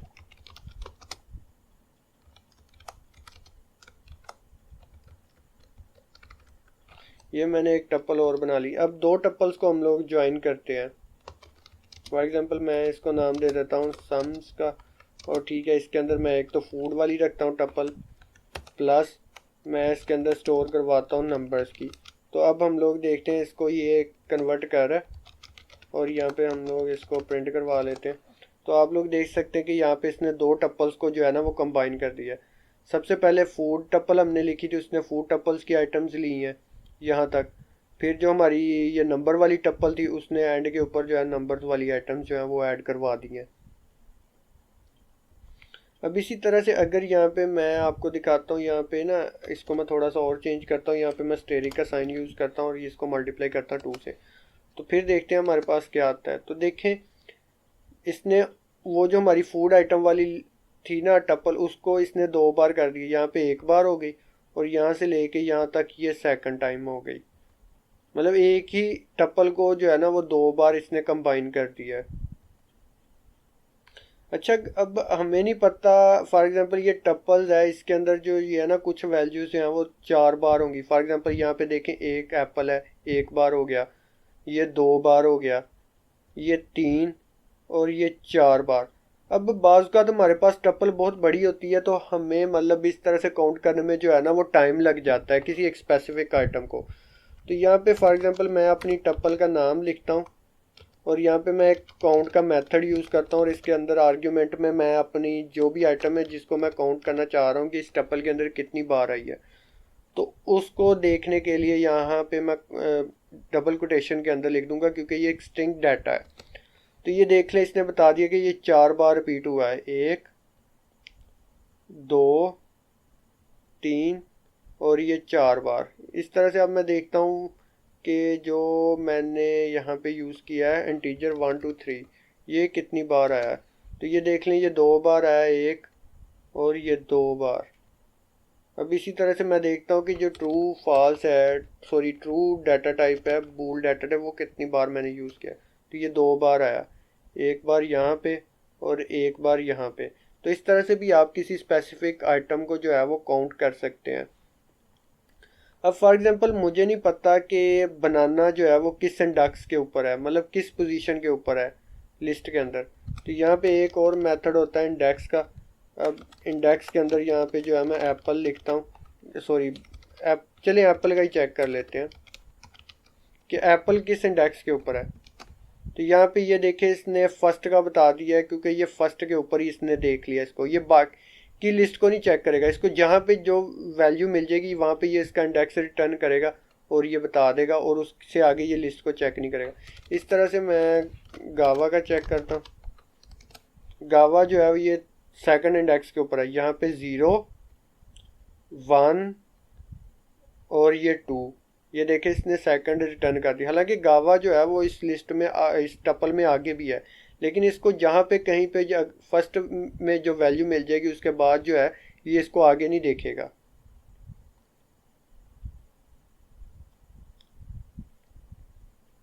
अब इसी तरह से पाइथन के अंदर एक और डाटा स्ट्रक्चर है जिसको हम लोग सेट कहते हैं। अब सेट भी लिस्ट की तरह और टप्पल की तरह ही मल्टीपल वैल्यूज़ को एक से ज़्यादा वैल्यूज़ को स्टोर करवा लेता है। लेकिन इसमें डिफरेंस पता क्या है, सेट में सेट जो होता है ये अनऑर्डर्ड होता है, मतलब इसमें भी कोई ऑर्डर नहीं होता। आपने इसमें जिस तरह से वैल्यू स्टोर करवा दी हैं उसी तरह से इसमें वैल्यू स्टोर रहेंगी।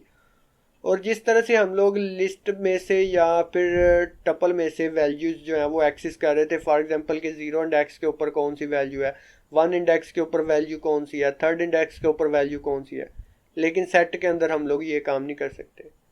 सेट के अंदर हम लोग जो है वो इसको इंडेक्स से एक्सेस नहीं करते।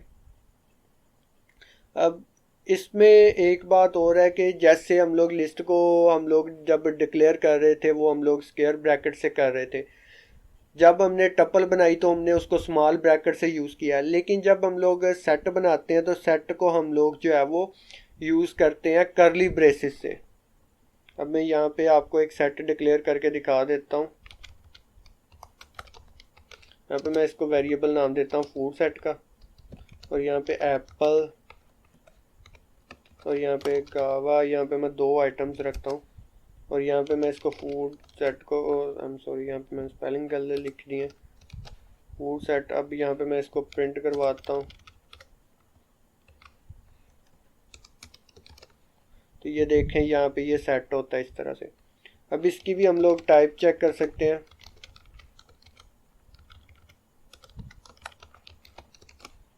तो आप लोग देख सकते हैं कि इसकी जो क्लास है वो सेट है। अब इसी तरह से हम लोग इसकी लेंथ भी चेक करते हैं, तो ये इसकी लेंथ 2 है क्योंकि इसके अंदर सिर्फ 2 ही आइटम्स हैं। अब देखते हैं कि क्या हम लोग लिस्ट की तरह या टप्पल की तरह ही इसके अंदर सेम वैल्यूज़ को 2 बार स्टोर कर सकते हैं, मतलब डाटा डुप्लीकेट कर सकते हैं। मैं यहाँ पे एक बार फिर जो है ना इसमें एप्पल स्टोर करवाता हूँ, तो ये चल गया। अब मैं इसको प्रिंट करता हूँ, तो ये देखें इसने जो सेकंड डुप्लीकेशन सी डाटा की वो रिमूव कर दी। अब फॉर एग्जांपल आपके पास कोई डाटा है, आपके पास किसी लिस्ट के अंदर या टप्पल के अंदर डाटा है, तो आप उस डाटा में से डुप्लीकेट वैल्यूज़ को ख़त्म करने के लिए भी इसको यूज़ कर सकते हैं। फॉर एग्जांपल मेरे पास फूड की जो लिस्ट थी, अब उसको मैं यहाँ पे दोबारा प्रिंट करवाता हूँ, तो यहाँ पे ये देख ले इसके अंदर एप्पल जो है वो 2 बार आया। अब मैं चाहता हूँ कि मेरा जो डाटा है वो कहीं पे रिपीट ना हो, तो मैं यहाँ पे इसको कन्वर्ट कर देता हूँ फूड सेट के अंदर, और इसको मैं यहाँ पे कर देता हूँ सेट में कन्वर्ट। अब यहाँ पे मेरी लिस्ट का नाम था फूड लिस्ट, मैं इसको रन करता हूँ और मैं इसको दोबारा से प्रिंट करता हूँ फूड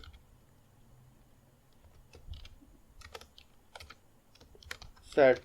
तो अब देखना कि जो भी डाटा डुप्लीकेट था वो ख़त्म हो गया है। पहले देखें एप्पल 2 बार रिपीट हो रहा था इसके अंदर, अब ये देखें।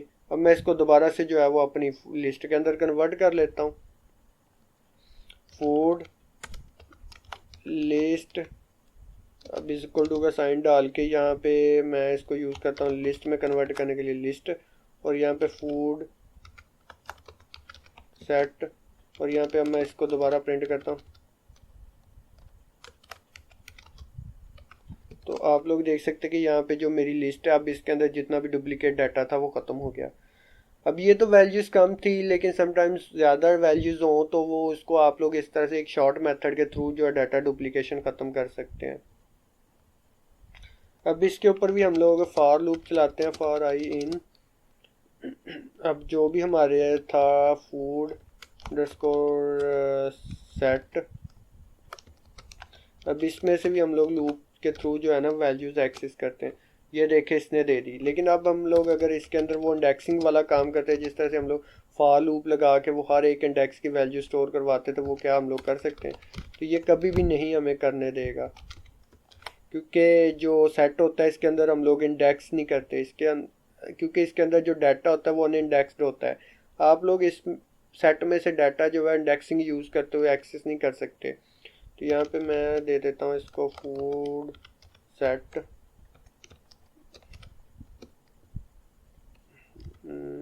अब इसको मैं बंद करता हूँ, प्रिंट फूड आई। अब लोग देख लेंगे यहाँ पे इसने एरर दे दिया, क्योंकि इसको हम लोग इंडेक्स से डाटा यूज़ कर ही नहीं सकते, यहाँ पे मैं सिंपल भी आप लोगों को करके दिखाता हूँ, प्रिंट फूड सेट, और यहाँ पे इसको मैं कहता हूँ कि फर्स्ट वैल्यू मुझे दे, जो कि बनती है यहाँ पे ये देखें इसने एरर दे दिया है क्योंकि हम लोग इसके अंदर इंडेक्सिंग यूज़ ही नहीं कर सकते। अब अगर आपने सेट के अंदर कोई वैल्यू ऐड करनी है, फॉर एग्जांपल फूड सेट के अंदर आपने ना कोई वैल्यू, पहले मैं इसको आपको प्रिंट करवा के दिखा देता हूँ। तो इसके अंदर फ़िलहाल ये वैल्यू है, अगर आपने इसके अंदर कोई वैल्यू नहीं ऐड करनी है तो आप एक मेथड है उसको यूज़ करते हो, और यहाँ पे मैं इसके अंदर एक और जो है ना बुलियन वैल्यू ऐड करवा देता हूँ। अब मैं इसको अब मैं जो है ना वो इसको प्रिंट करवाता हूँ, तो आप लोग देख सकते हैं कि यहाँ पे जो फॉल्स है वो स्टार्ट के अंदर ऐड हो गया है।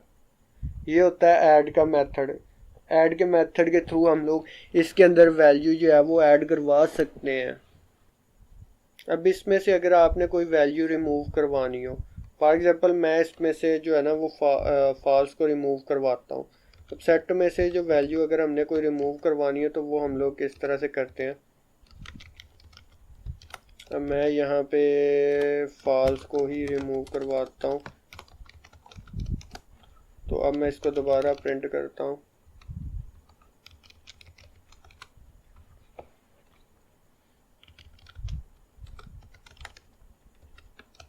तो आप लोग देख सकते हैं कि यहाँ पे जो फॉल्स है वो रिमूव हो गया है। तो इस तरह से हम लोग जो है वो अपने सेट में से जो है वो कोई भी वैल्यू जो है वो रिमूव कर सकते हैं। आप लोग इसको एक डिस्कॉर्ड मेथड जो है ना वो उसके थ्रू भी रिमूव कर सकते हैं। अब देखें फॉर एग्जांपल इसके अंदर मैं दोबारा से इसको यूज़ करता हूँ एक और वैल्यू को रिमूव करवाने के लिए, फॉल्स, जो कि अब लिस्ट के अंदर नहीं है। तो अब देखना ये एरर देगा क्योंकि अब मैंने वो आइटम रिमूव करवा रहा हूँ जो इसके अंदर नहीं है। अब इसके अंदर एक और मेथड होता है डिस्कार्ड का। अब मैं अगर डिस्कार्ड के थ्रू फॉल्स रिमूव करवाता हूँ, अगर तो ये आइटम लिस्ट इस सेट के अंदर होती फॉल्स की तो ये उसको रिमूव कर देता। अगर ये आइटम इस सेट के अंदर नहीं भी है ना तो ये एरर जनरेट नहीं करेगा, ये कोड को रन कर देगा। लेकिन वो जो रिमूव का मेथड है, अगर वो आइटम हुई तो उस सेट के अंदर उसको रिमूव कर देगा, लेकिन अगर ना हुई तो वो एरर जनरेट कर देगा। अब डिस्कार्ड का ये फ़ायदा है, लेकिन काम दोनों का सेम है। अब इसके साथ आप पॉप भी यूज़ कर सकते हैं। पॉप का आपको पता है हमने लिस्ट के ऊपर यूज़ किया था, वो जो लास्ट के ऊपर आइटम होती है उसको वो रिमूव कर देता है। ये देखें अब लास्ट के ऊपर जो आइटम है उसने इसको रिमूव कर दिया है। अब अगर आपने दो सेट को मिलाना हो आपस में तो वो आप किस तरह से करते हैं वो मैं यहाँ पे आपको करके दिखाता हूँ। फॉर एग्जांपल यहाँ पे मैं एक सेट और क्रिएट कर लेता हूँ। यहाँ पे ये एक सेट और क्रिएट हो गया। मैं इसको पहले सेट जो है ना फूड वाला उसके साथ मिलाता हूँ। अब मैं यहाँ पे नाम दे देता हूँ अपने नंबर वाले सेट का। तो अब देख, सॉरी यहाँ पे नाम गलत लिख दिया मैंने।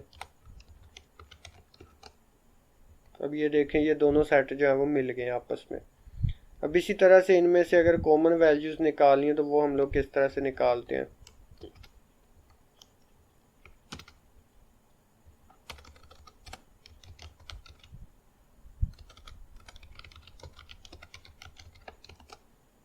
तो यहाँ पे इसने खाली दे दिया क्योंकि कोई भी वैल्यू जो है वो इनके अंदर कॉमन नहीं है।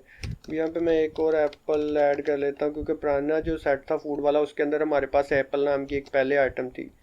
तो अब देखना ये एप्पल को रिटर्न करेगा क्योंकि एप्पल जो है वो दोनों सेट के अंदर कॉमन है, कि मतलब पहले सेट के अंदर भी है, फूड वाले सेट के अंदर भी है, नंबर वाले सेट के अंदर भी है। अब एक और डाटा स्ट्रक्चर है पाइथन के अंदर जिसको हम लोग डिक्शनरी कहते हैं। अब डिक्शनरी जो है ये कम्प्लीटली डिफरेंट है इनके अंदर। अब डिक्शनरी हम लोग किस तरह से बनाते हैं, नेम अंडरस्कोर डिक। अब मैंने इसको एक नाम दे दिया। अब इसको हम लोग यूज़ करते हैं करली ब्रेसिस से। ठीक है, डिक्शनरी बनाने के लिए आपको जो है ना वो कोई एक चीज़ चाहिए होती है जिसको हम लोग इंडेक्स कहते हैं। अब इसके अंदर इंडेक्स यूज़ करते हैं हम लोग। अब फिर हम लोग एक वैल्यू स्टोर करवाते हैं रेशो के साइन के बाद।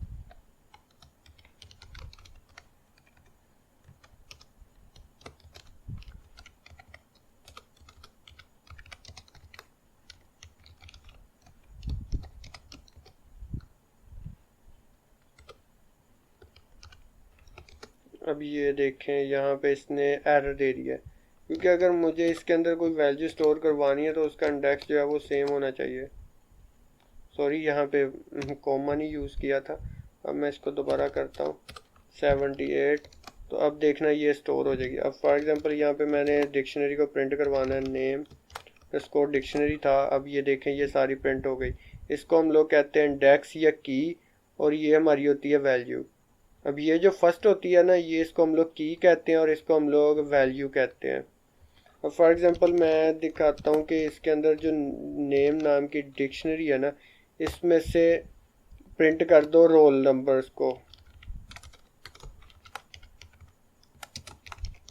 मैं अपनी की देता हूँ और ये देखे इसने उसकी के साथ जो वैल्यू थी उसको प्रिंट कर दिया। अब डिक्शनरी क्या चीज़ है? डिक्शनरी के अंदर हम लोग अपने मर्जी का इंडेक्स रख सकते हैं। फॉर एग्जांपल टप्पल के अंदर भी जो था वो इंडेक्स था वो नंबरिंग की सूरत में था। जो लिस्ट थी उसके अंदर भी इंडेक्स जो था वो नंबर में था। जो सेट था उसके अंदर तो इंडेक्स था ही नहीं, क्योंकि उसके अंदर कोई इंडेक्सिंग का कंसेप्ट ही नहीं है।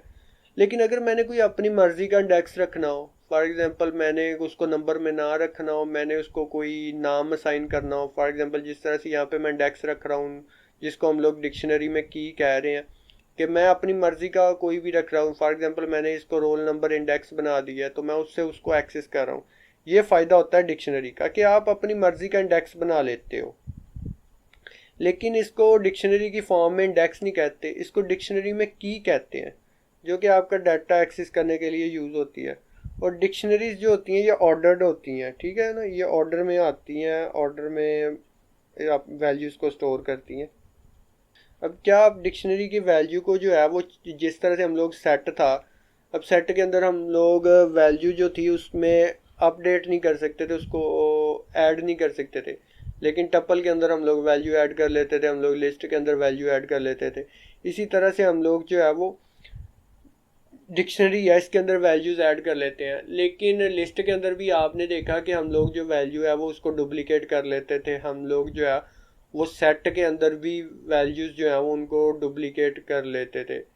लेकिन जो टप्पल थी उस सॉरी जो सेट है उसके अंदर डुप्लीकेट नहीं कर सकते थे, लेकिन जो टप्पल है उसके अंदर हम लोग वैल्यूज़ जो है वो उसको डुप्लीकेट कर लेते थे। लेकिन जो डिक्शनरी है इसके अंदर हम लोग वैल्यूज़ जो है उनको डुप्लीकेट नहीं कर सकते, वो एक बार ही आएंगी।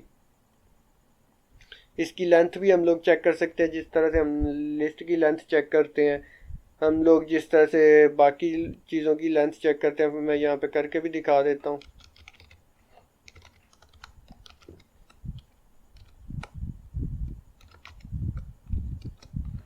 ये देखिए इसकी लेंथ 2 है, क्योंकि अभी हमने इसके अंदर 2 ही चीज़ें जो है वो स्टोर करवाई हैं।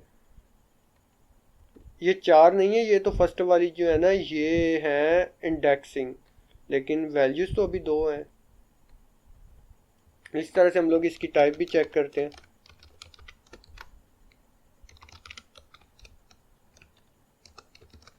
आप लोग देख सकते हैं यहाँ पे इसकी जो टाइप है वो डिक्शनरी है। अभी आप इसको भी लिस्ट में टप्पल में वगैरह वगैरह कन्वर्ट कर सकते हैं, आपको वो दिखाया भी था। फॉर एग्जांपल अगर आपने इस डिक्शनरी को लिस्ट में कन्वर्ट करना है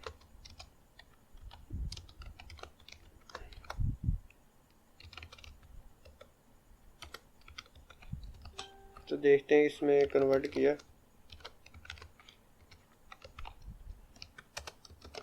तो ये देखिए इसने जो है ना वो हमारी जो कीज़ थी उनको कन्वर्ट कर दिया। अब यहाँ पे अगर मैं लिखता हूँ डॉट वैल्यूज, ऐसा कोई फंक्शन नहीं है,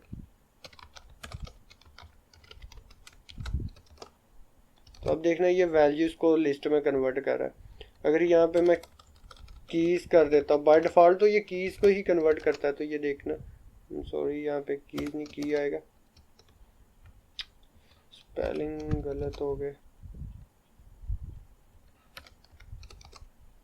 ये देखना अब ये कीज़ को कन्वर्ट करेगा। वैल्यू को एक्सेस किस तरह से करते हैं वो भी मैंने आप लोगों को बता दिया है।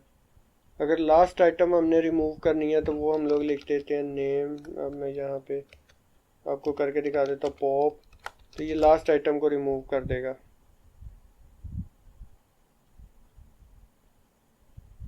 सॉरी, यहाँ पे मुझे जो है वो की यूज़ करनी पड़ेगी। ये देखिए इसने इसको रिमूव कर दिया है। लेकिन फॉर एग्जांपल हो सकता है ना कि यहाँ पे मैंने मतलब अपनी जो की थी उसको एज ए लिस्ट स्टोर करवाया। फॉर एग्जांपल यहाँ पे मैं आपको एक नेम डिक्ट बना के दिखाता हूँ।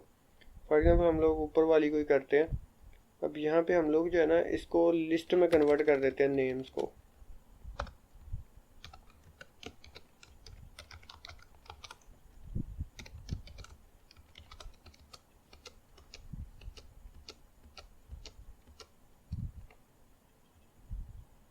तो ये देखे इसने जो है ना वो वाली जो डिक्शनरी है उसको रिमूव कर दिया है।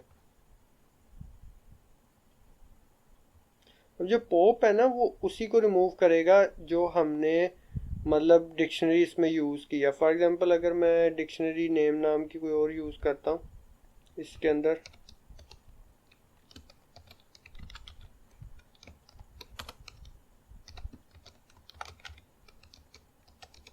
अब देखना ये अली को रिमूव करेगा। पॉप जो है ना ये अली को रिमूव करेगा। ये देखें ये लास्ट वाले को रिमूव करेगा कि इस की के साथ जो लास्ट वैल्यू है ना एसोसिएट वो उसको रिमूव करेगा। और इसी तरह से आप लूप भी चला सकते हैं, फॉर लूप। तो जो कि मैं यहाँ पे करके दिखाऊंगा। कॉपी या जिस तरह से हमने वो कॉपी का मेथड यूज़ करते हुए लिस्ट का या टप्पल का डाटा कॉपी किया था, इस तरह से आप वो इसमें भी कर सकते हैं। वो नहीं मैं करके दिखाऊंगा यहाँ पे। अब हम लोग आते हैं इफ़ एल्स की स्टेटमेंट के ऊपर। अब इफ़ एल्स हम लोगों का क्या काम करती है, तो फॉर एग्जांपल आपने अक्सर देखा होगा कि हम लोग काम कर रहे होते हैं तो हम लोग किसी भी जगह के ऊपर डिसीजन करना है। फॉर एग्जांपल मैं कहता हूँ कि अगर ए की वैल्यू बड़ी है बी से तो ही ए की वैल्यू प्रिंट करे, नहीं तो बी की वैल्यू प्रिंट करे। फॉर एग्जांपल हमारे पास केस आता है ना कि हमारे पास दो वैल्यूज़ है, एक ए वैल्यू है और एक बी वैल्यू है। हमने वो प्रिंट करवानी है जो सबसे बड़ी है, तो वो हम लोग इफ़ एल्स स्टेटमेंट से करते हैं। मैं यहाँ पे आप लोग को करके दिखाता हूँ। यहाँ पे मैं कर देता हूँ नंबर अंडरस्कोर 1, इसको मैं असाइन कर देता हूँ 12 और एक वेरिएबल बनाता हूँ नंबर अंडरस्कोर 2 और इसको मैं वैल्यू दे देता हूँ 13। अब मैं ये चाहता हूँ कि जो वैल्यूज़ अगर ए की नंबर 1 की वैल्यू बड़ी है ना तो फिर वो नंबर 1 की वैल्यू को प्रिंट करे, नहीं तो नहीं करे। अब इसके लिए मैं करता हूँ इफ़ कंडीशन लगाता हूँ नंबर अंडरस्कोर 1 अगर ग्रेटर है, ये ग्रेटर देन का साइन मैंने यूज़ किया नंबर 1 नंबर 2 से, तो प्रिंट करे नंबर 1 को। अब मुझे नहीं पता नंबर 1 की वैल्यू क्या है, तो मैं यहाँ पे इसको करता हूँ सेकेंड। यहाँ पे एरर आया है नंबर सॉरी ये स्पेलिंग गलत लिख दिया था मैंने, अब ये सही चलेगा। तो अब देखें नंबर 1 जो था वो 12 था, नंबर 2 जो है वो 13 था। अब क्योंकि ये कंडीशन जो है ये पूरी नहीं हो रही थी कि नंबर 1 की वैल्यू अगर बड़ी हो तो फिर ही वो नंबर 1 की वैल्यू को प्रिंट करेगा। अब तो नंबर 1 की वैल्यू जो है वो छोटी थी, इसलिए इसने कुछ भी प्रिंट नहीं किया। अगर मैं यहाँ पे नंबर 1 की वैल्यू जो है वो नंबर 2 से बड़ी करता हूँ, मैं 15 करता हूँ, तो आप देखना ये 15 को प्रिंट करेगा। ये देखें ये प्रिंट करेगा। अब अगर आपके पास केस ऐसा हो कि आपने प्रिंट करना हो कि जी दोनों में से जिसकी बड़ी है ना वैल्यू उसको ये प्रिंट कर दे, मैं कहता हूँ कि अगर नंबर 1 की बड़ी है तो नंबर 1 को प्रिंट कर दे, एल्स ये करे प्रिंट नंबर 2। एल्स का मतलब होता है अलावा, कि अगर नंबर 1 की नहीं बड़ी तो इसका मतलब ये है कि नंबर 2 की ही फिर वैल्यू बड़ी होगी, तो फिर ठीक है नंबर 2 को कर दे। अगर ये इफ़ वाली कंडीशन नहीं ट्रू होती तो इसके बाद जो आप क्या काम करना चाह रहे हो वो ये काम करेगा। तो अब मैं यहाँ पे इसको प्रिंट करता हूँ, तो ये देखें अब फ़िलहाल तो नंबर 1 की बड़ी है। अगर मैं नंबर 2 की वैल्यू को कर देता हूँ तो ये 17 प्रिंट करेगा। अगर नंबर 1 की वैल्यू जो है वो बड़ी हो तो ये अब हमारे पास एक केस है कि अगर नंबर 1 की वैल्यू बड़ी है तो उसको प्रिंट कर दे, अगर नहीं बड़ी तो ये स्क्रीन के ऊपर लिख दे सॉरी, मतलब सॉरी प्रिंट कर दे। अब देखिए इस केस में हमारे पास नंबर 2 की वैल्यू बड़ी है, नंबर 1 की छोटी है, अब ये सॉरी स्क्रीन के ऊपर प्रिंट करेगा, क्योंकि हमारी जो नंबर 1 वाली कंडीशन है ना इफ वाली कि अगर नंबर 1 की वैल्यू बड़ी हो तो नंबर 1 को प्रिंट करे, वो ट्रू नहीं हो रही, क्योंकि हमारा जो नंबर 2 है वो बड़ा है। तो अगर नंबर 2 बड़ा होता है तो वो क्या करता है, सॉरी प्रिंट करता है। तो ये होता है इफ एल्स का काम। अब ये तो था ग्रेटर का साइन, इस तरह से लेस देन का भी आप यूज़ कर सकते हैं। इसी तरह से आप यूज़ करते हैं कि अगर लेस देन या इक्वल हो, कि मतलब अगर नंबर 1 या नंबर 2 दोनों लेस देन या फिर इक्वल होते हैं तो फिर ये नंबर 1 को प्रिंट करता है। अब मैं यहाँ पे इक्वल करता हूँ तो ये देखना ये 15 प्रिंट करेगा। अब अगर इक्वल की हो कि अगर दोनों इक्वल हैं तो फिर प्रिंट करे, ये देखें। अब मैं इसको अगर 13 करता हूँ तो ये नहीं प्रिंट करेगा, सॉरी प्रिंट कर देगा। अगर ये दोनों इक्वल हैं तो फिर प्रिंट करे, अगर ये ग्रेटर हैं या इक्वल है तो फिर प्रिंट करेगा। ये देखो नंबर 1 इक्वल है तो प्रिंट कर रहा है। अगर नंबर 1 को मैं बड़ा करता हूँ तो ये तब भी नंबर 1 को प्रिंट करेगा, क्योंकि कंडीशन ऐसी है। तो इसी तरह से आप मल्टीपल कंडीशंस भी लगा सकते हैं एंड ऑपरेटर का यूज़ करते हुए या और ऑपरेटर का यूज़ करते हुए। इस तरह से भी आप मुख्तलिफ काम कर सकते हैं, जो कि मैं यहाँ पे नहीं करवाऊँगा क्योंकि वीडियो लंबी हो जाएगी। आपने फार लूप थी, फार लूप भी आपको चलानी सिखा दी, क्योंकि हमने जब लिस्ट में से आइटरेट किया है या टपल में से आइटरेट किया तो वो फार लूप हम लोग किस तरह से यूज़ करते हैं वो मैंने सारा आपको सिखा दिया है। अब हम लोग देखते हैं पाइथन के अंदर फंक्शंस का कमाल, कि हम लोग फंक्शंस को क्यों यूज़ करते हैं। तो फंक्शंस को हम लोग ऐसे कोड को लिखने के लिए यूज़ करते हैं जिसको हम लोग अपने प्रोग्राम के अंदर बार बार रिपीट करते हैं। तो अब उस कोड को बार बार रिपीट करने की बजाय हम लोग जो है वो उसको एक फंक्शन बना लेते हैं, और दोबारा जब हमें कहीं पे भी उसको यूज़ करना होता है तो हम लोग सिंपल उस फंक्शन का नाम लिखते हैं, ना कि दोबारा से वो पूरा कोड लिखते हैं। तो इस तरह से हम लोग फंक्शंस को यूज़ करते हैं। तो फंक्शन को पाइथन के अंदर क्रिएट करने के लिए, जिसको हम लोग कहते हैं डिफाइन करने के लिए, वो हम लोग जो है एक डेफ का कीवर्ड यूज़ करते हैं। तो यहाँ पे मैं एक बनाता हूँ फाइंड मैक्स के नाम से एक फंक्शन, और यहाँ पे कर्ली ब्रेसेस डाल के यहाँ पे मैं जो है वो इसको रेशो का साइन डाल देता हूँ, और यहाँ पे इसके अंदर मैं 2 पैरामीटर्स डाल लेता हूँ। सॉरी मैं इसको सिंपल ही रखता हूँ। और बी, ये मैंने 2 पैरामीटर यूज़ किए हैं, और इसका फंक्शन का काम है कि जी मैक्स फाइंड करना है। If A greater than B है तो ये पता क्या करेगा, ये प्रिंट कर देगा ए को, वही जो हमने ऊपर वाली इफ एल्स वाली एग्जांपल में किया। अगर एल्स अगर ए ग्रेटर नहीं है तो डेफिनेटली बात है कि 2 में से 2 वैल्यूज ही हैं हमारे पास, तो फिर बी ग्रेटर होगा। तो अब ना मैं इसको यहाँ पे रन कर लेता हूँ। अब देखें मैंने अपना एक कोड कर रहा हूँ, तो बार बार ना मुझे उस कोड के अंदर ज़रूरत पड़ रही है कि मैंने 2 जो नंबर्स हैं ना उनके दरमियान फाइंड करना है मैक्सिमम कौन सा है। तो यहाँ पे मैं दे देता हूँ 2 नंबर, यहाँ पे दे देता हूँ, एक में दे देता हूँ 13 और एक दे देता हूँ 15। तो अब यहाँ पे मैं इसको प्रिंट भी करवा लेता हूँ, सॉरी बल्कि इसको मैं वैसे करता हूँ। तो आप लोग देख सकते हैं कि इसने जो 15 मैक्सिमम है उसको दे दिया। अब बजाय इसके कि मैं वही कोड दोबारा लिखता तो फंक्शन ने ये मेरा काम आसान कर दिया। फॉर एग्जांपल मैं इसको दोबारा से फाइंड करता हूँ और इस बार मैं दे देता हूँ और दे देता हूँ, और यहाँ पे मैं इसको देखता हूँ। तो अभी ये देखे इसने जो मैक्सिमम था वो मुझे बता दिया। ये काम होता है फंक्शन का। आपने जो काम बार बार अपने प्रोग्राम के अंदर करना है आप उसको एक फंक्शन बना लेते हो। बाद में आप बजाय इसके कि मैं ये कोड बार बार लिखता, मैं सिंपल फंक्शन का नाम लिख रहा हूँ और वो मुझे मेरा काम करके दे रहा है। मैं बार बार वही कोड नहीं लिख रहा, मैं सिर्फ उस फंक्शन का नाम लिख रहा हूँ, और यहाँ पे ये जितने मेरे पैरामीटर्स थे उतने मैं यहाँ पे नंबर असाइन कर रहा हूँ और वो मुझे फाइंड करके दे रहा है मैक्सिमम। ये होता है फंक्शन का काम पाइथन के अंदर। तो अब आप इस तरह से फंक्शंस को डिक्लेयर कर सकते हैं इस वीडियो के अंदर। तो क्योंकि ये एक मेगा सीरीज़ है और इसके अंदर हम लोग पूरी पाइथन को कवर कर रहे हैं, तो इसलिए मैं यहाँ पे डिटेल्स में नहीं जाऊँगा। लेकिन जो नेक्स्ट आने वाली हमारी सीरीज़ होगी उसके अंदर हम लोग इसको डिटेल से देखेंगे और विद एग्जांपल देखेंगे हम लोग। तो अब हम लोग देखते हैं पाइथन के अंदर जो है वो क्लासेस के लिए बिल्कुल जिस तरह से फंक्शन होता है ना, फंक्शन का काम ये होता है कि हम लोग जिस कोड को बार बार यूज़ करना है ना, तो उसको हम लोग एक फंक्शन के अंदर लिख लेते हैं और उस कोड को बार बार यूज़ करने की बजाय हम लोग उसका नाम कॉल करते हैं। अब पाइथन के अंदर एक ऑब्जेक्ट होता है कंसेप्ट क्लासेस का। अब देखें फॉर एग्जांपल एक मैं इंसान हूँ, हम लोग एक क्लास बना लेते हैं ह्यूमन।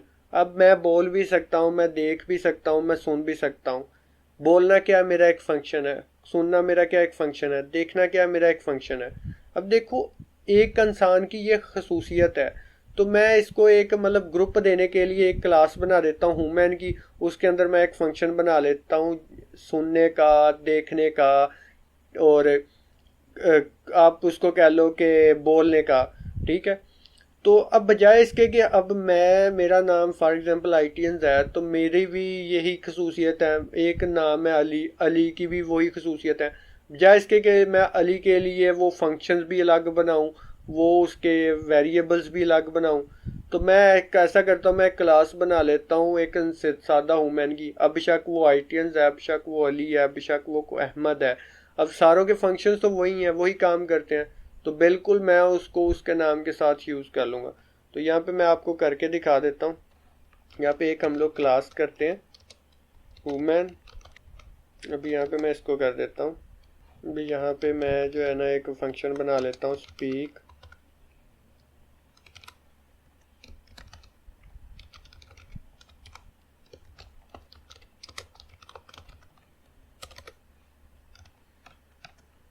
अब इसी तरह से मैं एक और फंक्शन बना लेता हूँ।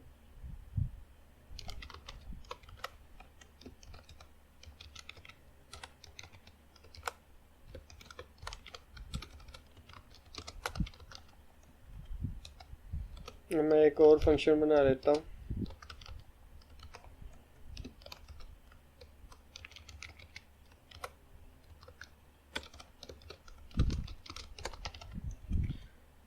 अब देखिए ये तो मैंने एक ना ह्यूमन की क्लास बना लिया, मैं इसको रन कर देता हूँ। तो अब देखें मेरे पास एक आता है फॉर एग्जांपल आईटीएंस है। अब आईटीएंस एक ह्यूमन है, ठीक है ना।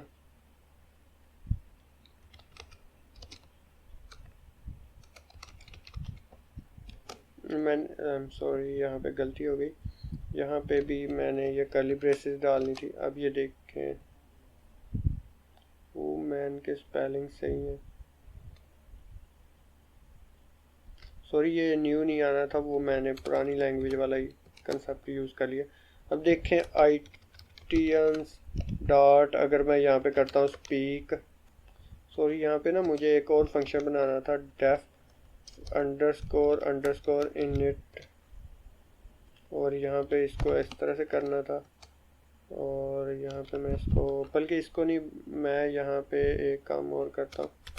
यहाँ पे ना मुझे सेल्फ एक आर्ग्यूमेंट देना था क्लास के जितने फंक्शन हैं।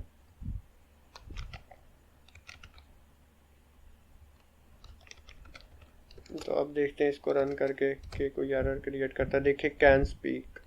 अब आईटीएंस डॉट, अगर मैं हेयर को करता हूँ, सॉरी ये स्पेलिंग गलत कर दिए थे आईटीएंस के। अब देखें कैन हेयर। अब यही काम मैं अली के साथ भी करता हूँ, अली, अली भी क्योंकि एक ह्यूमन है। अब अली को भी मैं ये काम कर देता हूँ, तो ये देखें ये अली स्पीक भी कर सकता है, अली। ये मतलब कि एक हम लोग ना जनरल चीज़ बना लेते हैं जो मुख्तलिफ ऑब्जेक्ट्स ने काम करना है। फॉर एग्जांपल आप किसी इंसान का प्रोग्राम बना रहे हो, तो वो इंसान जो है वो मुख्तलिफ काम कर सकता है। अब मैं भी एक इंसान हूँ, आप भी एक इंसान हो, तो वो इस तरह से वो हर एक उसको यूज़ कर सकता है। ये होता है काम क्लासेस का। आप एक जनरल क्लास बना लेते हो, वो किसी भी ऑब्जेक्ट के दरमियान शेयर हो जाती है। ये जो अली है ये भी एक ऑब्जेक्ट है, ठीक है। ये आईटीएंस है, ये भी एक ऑब्जेक्ट है। तो इस तरह से हम लोग काम करते हैं, और फिर जो वेरिएबल्स होते हैं वो भी इनके दरमियान शेयर होते हैं।